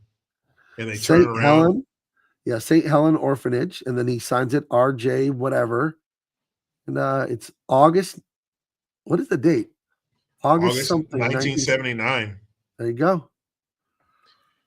And then when Yeah, they they turn turn around, around. handcuffed, and some M16s in their face. So There's shotties, pistols, everything. Everybody's like, and then dun dun dun dun, and then they're singing, they're performing Jailhouse Rock in right. prison. Warden threw a party in the county jail. Yeah, they're playing Elvis's great Jailhouse Yeah. Rock. So these guys, they're in jail, of course, and it's kind of one of those, yeah, they broke the law, they got to pay, but it looks like they're gonna enjoy, their time. They're still gonna be able to play. Frank Oz was also Miss Piggy, Yoda, Grover, Miss Piggy, probably many others too. So, but man, and they did a great job covering this song. And then it goes into that thing you see in movies. You saw it at the end of Something About Mary, where it's a bunch of like behind the scenes stuff, and you see the cast, and it has their name under there, so you see who's who, and right, then everybody's singing a part of Jailhouse Rock. right. Everybody's singing, everybody on the wholesale block. Everybody's singing whatever part of the song is playing when their picture comes up. It's pretty cool. Yeah, It's a cool ending. and they end there, and they should have never made that sequel in the year 2000. No, And not that's sure why they did that. Not happy about it. That is the Blues Brothers, everyone. Great movie. One of my favorites. One of my absolute favorite movies. Love this movie. Couldn't recommend it more. If you haven't seen it, we didn't spoil anything for you. You will laugh your ass off watching this. You'll love this movie. Yeah, So it's a great one. movie, man. Great one. It's one of those. It's a classic. It stands alone, and I don't know. It stands the test of time. It's a very funny movie with a wholesome message. Brothers doing the right thing, sort of, kind of in and out. The best way they know. The best way they know how. Yeah, they were orphans in a poor town, in a poor neighborhood. Orphans never really given much of a chance, so they made the most of what they had. And their heart is in the right place. They're trying to do the right thing, for the orphanage, for the kids who are like them. Even though they've been beaten by the penguin, they're still doing the right thing. I think this and Young Frankenstein are the two comedies that I just adore.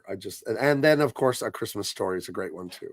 But that's more of a Christmas movie than a comedy to me. So whatever. Yeah, this is, anytime you can watch this fucking movie. Now, guys, it is time. This has been brewing for a few years on this channel. Next week, we are going low.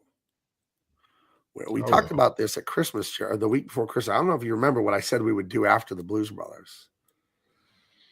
We're going to Street Fighter. Jean-Claude Van Damme. Oh, boy. Yeah. Oh, boy. One of the worst movies I've ever seen. Street Fighter. Agreed. Yeah. One of the worst movies ever made. I'll say it. Yeah. So it is a little long tonight, but we're back in the saddle. It was a good 2 weeks off for the holidays. I had a great Christmas and a happy New Year, and I hope you guys all had a good one. Make sure you follow me on X. I'm Big Man Comics. Make sure you're following me here and you're subscribed on Facebook and Instagram. I'm just Gabe Eltaeb. You see how to spell it right there. And Jericho too. He's JG Talk on Instagram, right? And JG Talk too. JG Jock too, because the other one. But with Zuckerberg, looks like he's coming around. So we'll see if it gets reinstated, because I had almost 70,000 followers on that. So I don't hate to have to rebuild that. To get that back would be fucking crazy.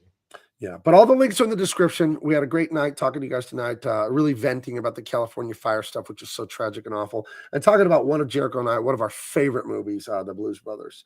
You got anything for the audience, or are we ready to get out of here, Jericho? No, just look my name up. You'll find me. I appreciate it. All right, guys. Thank you so much for being here, and we will talk to you later.